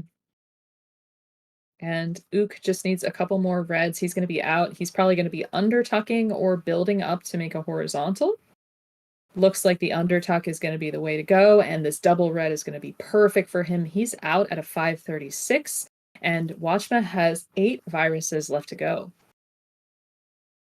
Yeah, and I like this board for Ook. There's a lot that he can do with it. There's a ton of double opportunities and good combinations of different pill colors so that he can make different combos, everything like that, as he sees fit. And Watchmuh out at a 602. Had some good prioritization there at the end of that board.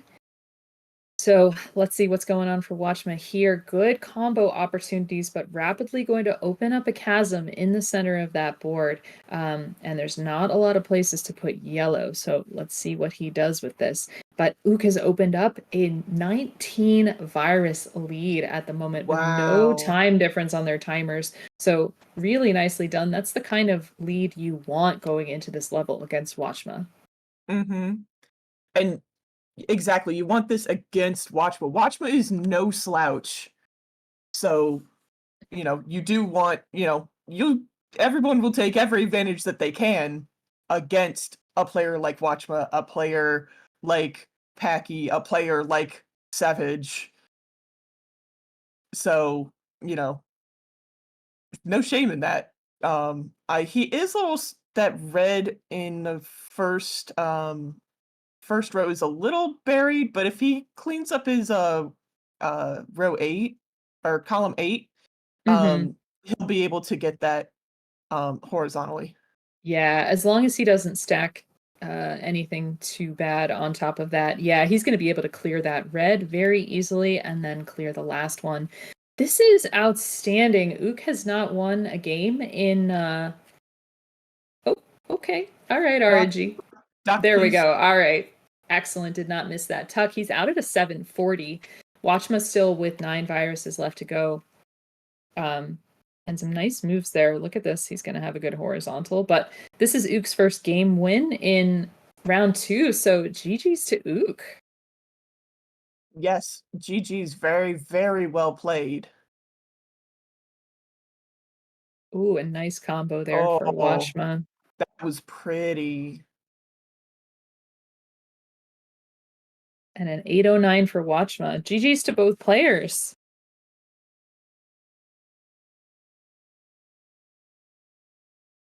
All right, and Ook is ready. His heart must be racing. Now, of course, Watchmuh needs one more to stay in this tournament. Ook needs one more to make his very first trip into the semifinals. I gotta say, that would be pretty exciting. Anytime somebody makes it new into the semis, it's very exciting. Mm-hmm. but Watchmuh is no stranger to the reverse sweep. I know I have firsthand experience, so let's see this go. 3, 2, 1, and pills.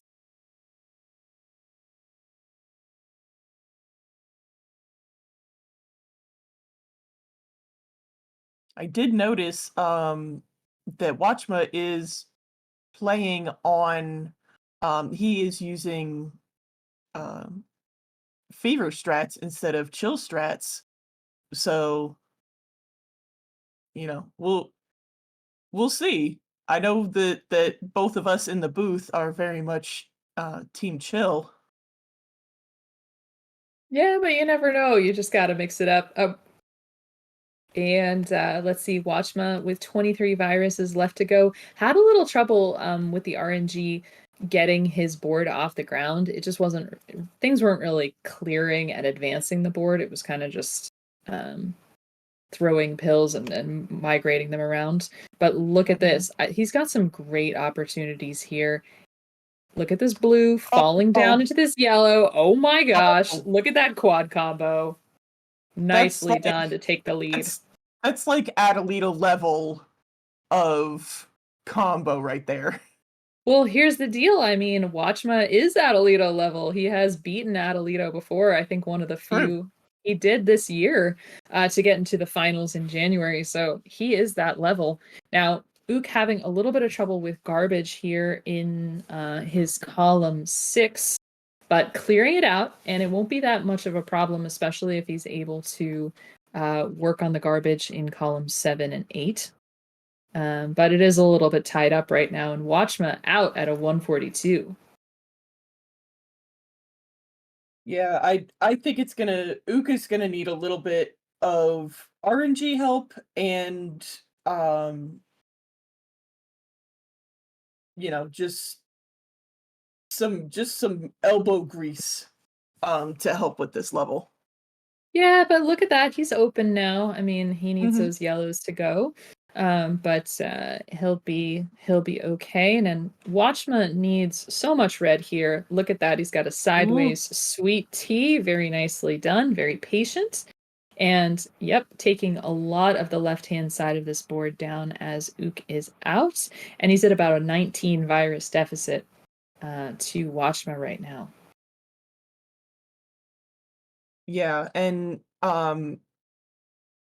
with Watchmuh, there is a little bit of garbage on his board, but what it is it's 3 parts of garbage. So really all he needed was 1 more pill half in order to clear it. And it's already gone. Mm-hmm. Yeah, wow. And Watchmuh is out of blues now, but he has only 8 viruses left to go. He has opened up a much bigger lead over Ook at the moment. And he can underclear these reds in column 1, or it looks now like he's going to go for a horizontal there.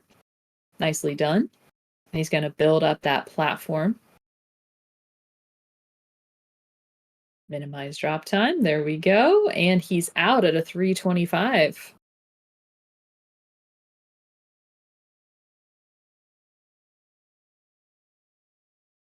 Ook is still dealing with, there's a lot of blue that he needs to deal with on his board. And I know he would also love a he could do that. I was thinking he was gonna like a red yellow like he got right after he needed it.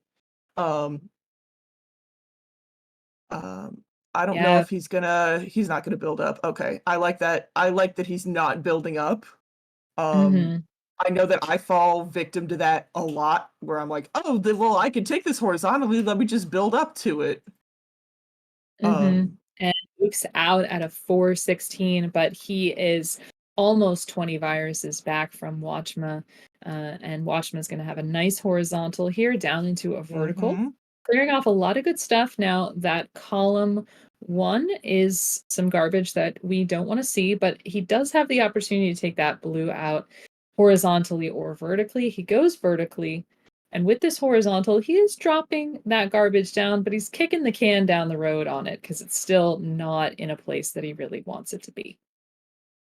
Yeah, and he also wants to take those reds horizontally, which leaves some more trash, some more different trash, garbage on his board. But it does seem like he's going to be able to deal with that pretty easily. Drop things down. He is working within only the last couple of rows of his board, so he's not really going to have a lot of drop time to deal with. Mm-hmm. Now, Ook has been closing this gap a little bit. It's now only about a 13 virus deficit, and he has been having a really nice rhythm through this level 10. And look at this blue-yellow, very nice for him to take off so much of that board, but oh goodness, he is going to need red, and he's going to need it now. So let's hope that he gets a double red blitz at some point. But Watchmuh is very much buried here. He needs this blue, and then things are going to fall down. Very nicely done. He's out at a 552. But Ook now is only 5 viruses back from Watchmuh. So let's hope this RNG cooperates. Okay. All right. Fine. All right.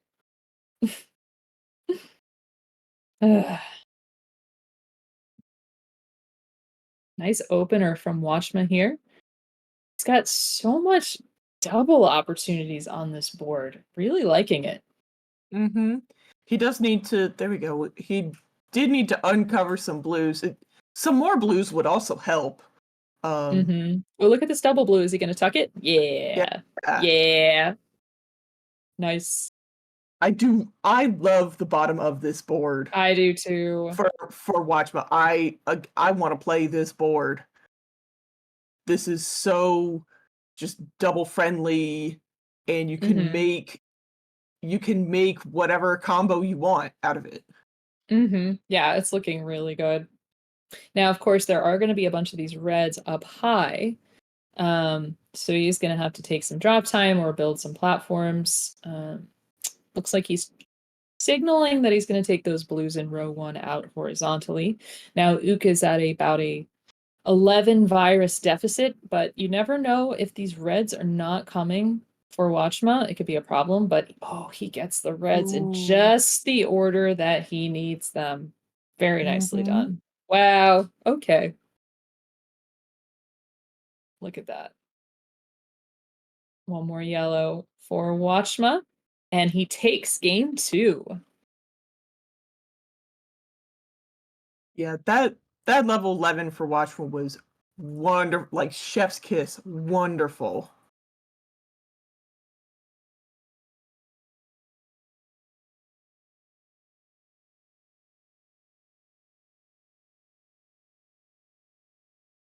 But you know what this brings us to, Savage? Decider! What up? A Decider. Love it. Extra free Dr. Mario for everybody. Woohoo! As though we hadn't already had 4 hours of it. Come on, people. Let's play some matches on Friday. All right. We got readies from both players. Everyone in the chat, give these guys some hype. Give these guys a follow. They are fantastic. All right. We got our readies. 3, 2, 1, and pills.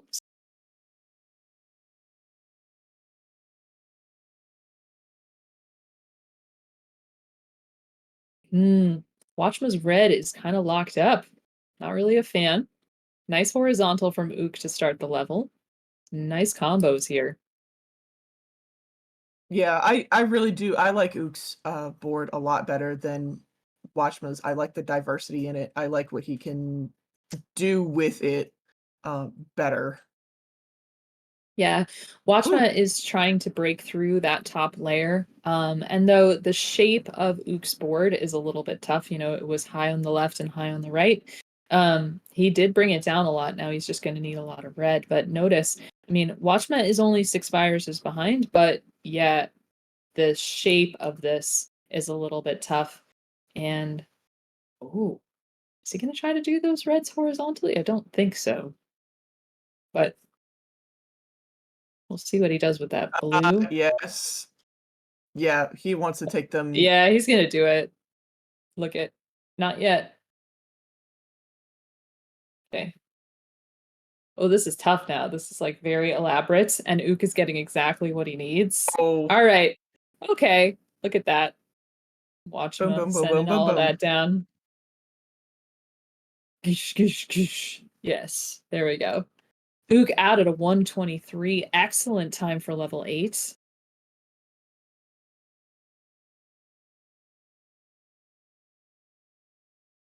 Oh, Oh no! Oh no! Come on! ooh. Oh. All right, tuck it inside. Tuck in Ooh. that yellow. No! Sorry. Oh my gosh, I'm losing it. We're talking about Ook's board. Really worried about this. Okay, got it. Got it. Whew. Okay. All right, and I can- Watchmuh's out. So, but Ook, with that situation upstairs, had let the door open for a smaller lead for Watchmuh. Now we can breathe again. Ook, fantastic survival skills, and Watchmuh has a nice opening top line here. Too much red, but it's in shapes that are not hard to clear off that board. It's not too bad. And look at him tucking underneath for that horizontal. So Watchmuh has this back in control, and it's a tie game, friends. I'm still trying to decrease my heart rate. Yeah, I know. I think commentating takes like years off of my life, honestly. But yeah, so let's take a look at Ook here. Yeah, look at that. The right-hand side is like all red and the left-hand side is all blue, yellow. So that's kind of tough. And yeah, he's having the same thing that Watchmuh had, trying to bust through this very even top line. But nice move to take out garbage. Mm-hmm. I like the way that he used those reds to set up taking out other viruses. And he's Mhm. got that drop combo, take all of that out, and now his board is fairly clean. Yeah, and let's see if he can get this horizontal with the yellows. He gets it. And let's see, Watchmuh looking for his last vertical here, and he'll get it. He'll be out at a 344. Very nicely done. Ook's trying to figure out how to prioritize all of these reds, and I totally get it. It's just a weird situation where it's like good and not so good because you have to slow down and think about what to do. Speaking of not having to slow down and think about what to do, Watchmuh has had great opening moves for this board. Look at that L, yeah? Right in the center with those reds. Very nice. And Ook out at a 414. He's about almost 20 viruses back. Wow, that lead got big quick. Yeah. Mm.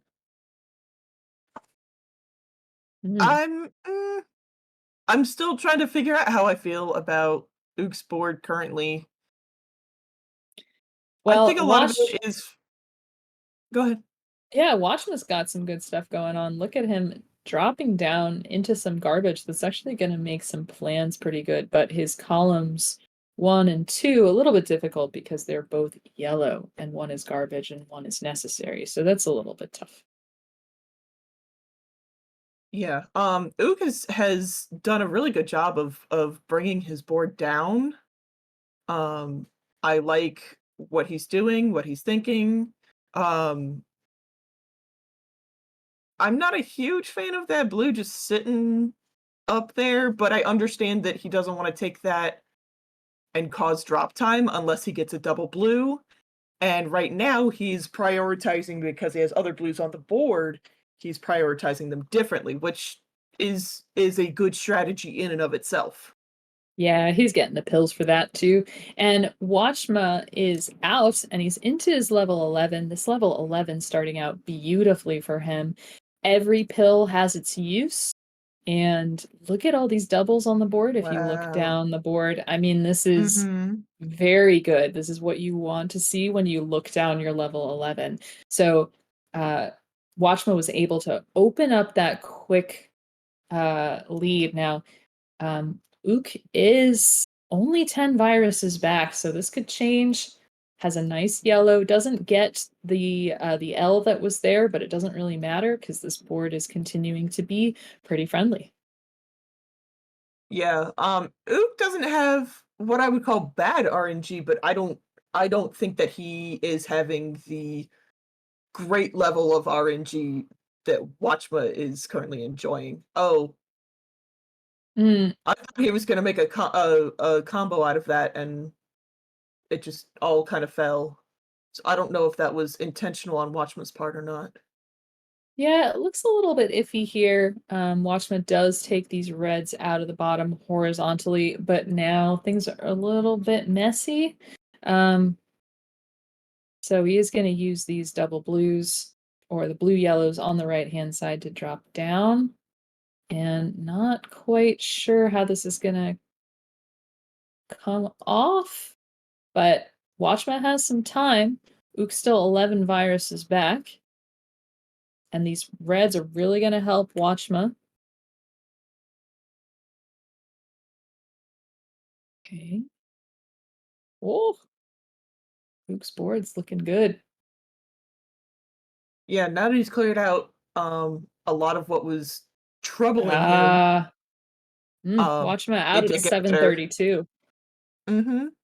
Ah, So he is gonna take this second match and head on to semifinal Sunday where he is gonna play Floyd. that's going to be a heck of a match. And look at this. Ook finishing it out, and he's out sub 8 minutes. Great job to Ook. Now, first, last month he made it out of round 1. Now he's winning a game in round 2. We're going to see a lot more of momentum from our silver piped commentator. What do you say, Larva?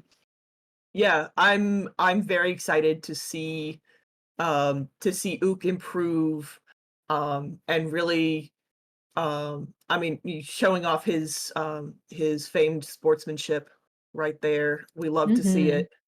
Definitely. All right, folks. Well, hey, Larva, thank you very much for commentating with me. Thank you. Yeah, so thank you to everyone in the booth. We had a great commentary team today, Flindo and Ook and Packy and Larva and myself. So everyone, please join us tomorrow evening, afternoon, wherever you are. It's at 2 Pacific, 5 Eastern for our semifinal and final Sunday. You're going to see Atalito versus Packy and Floyd versus Watchmuh. It's going to be a fantastic afternoon and evening of games, so you won't want to miss it. And remember, you see our screen here. If you want to submit a t-shirt design, please go to our Discord and check out our announcements. I put the link in the chat to all the instructions. So please join us in that endeavor. It's going to be really fun.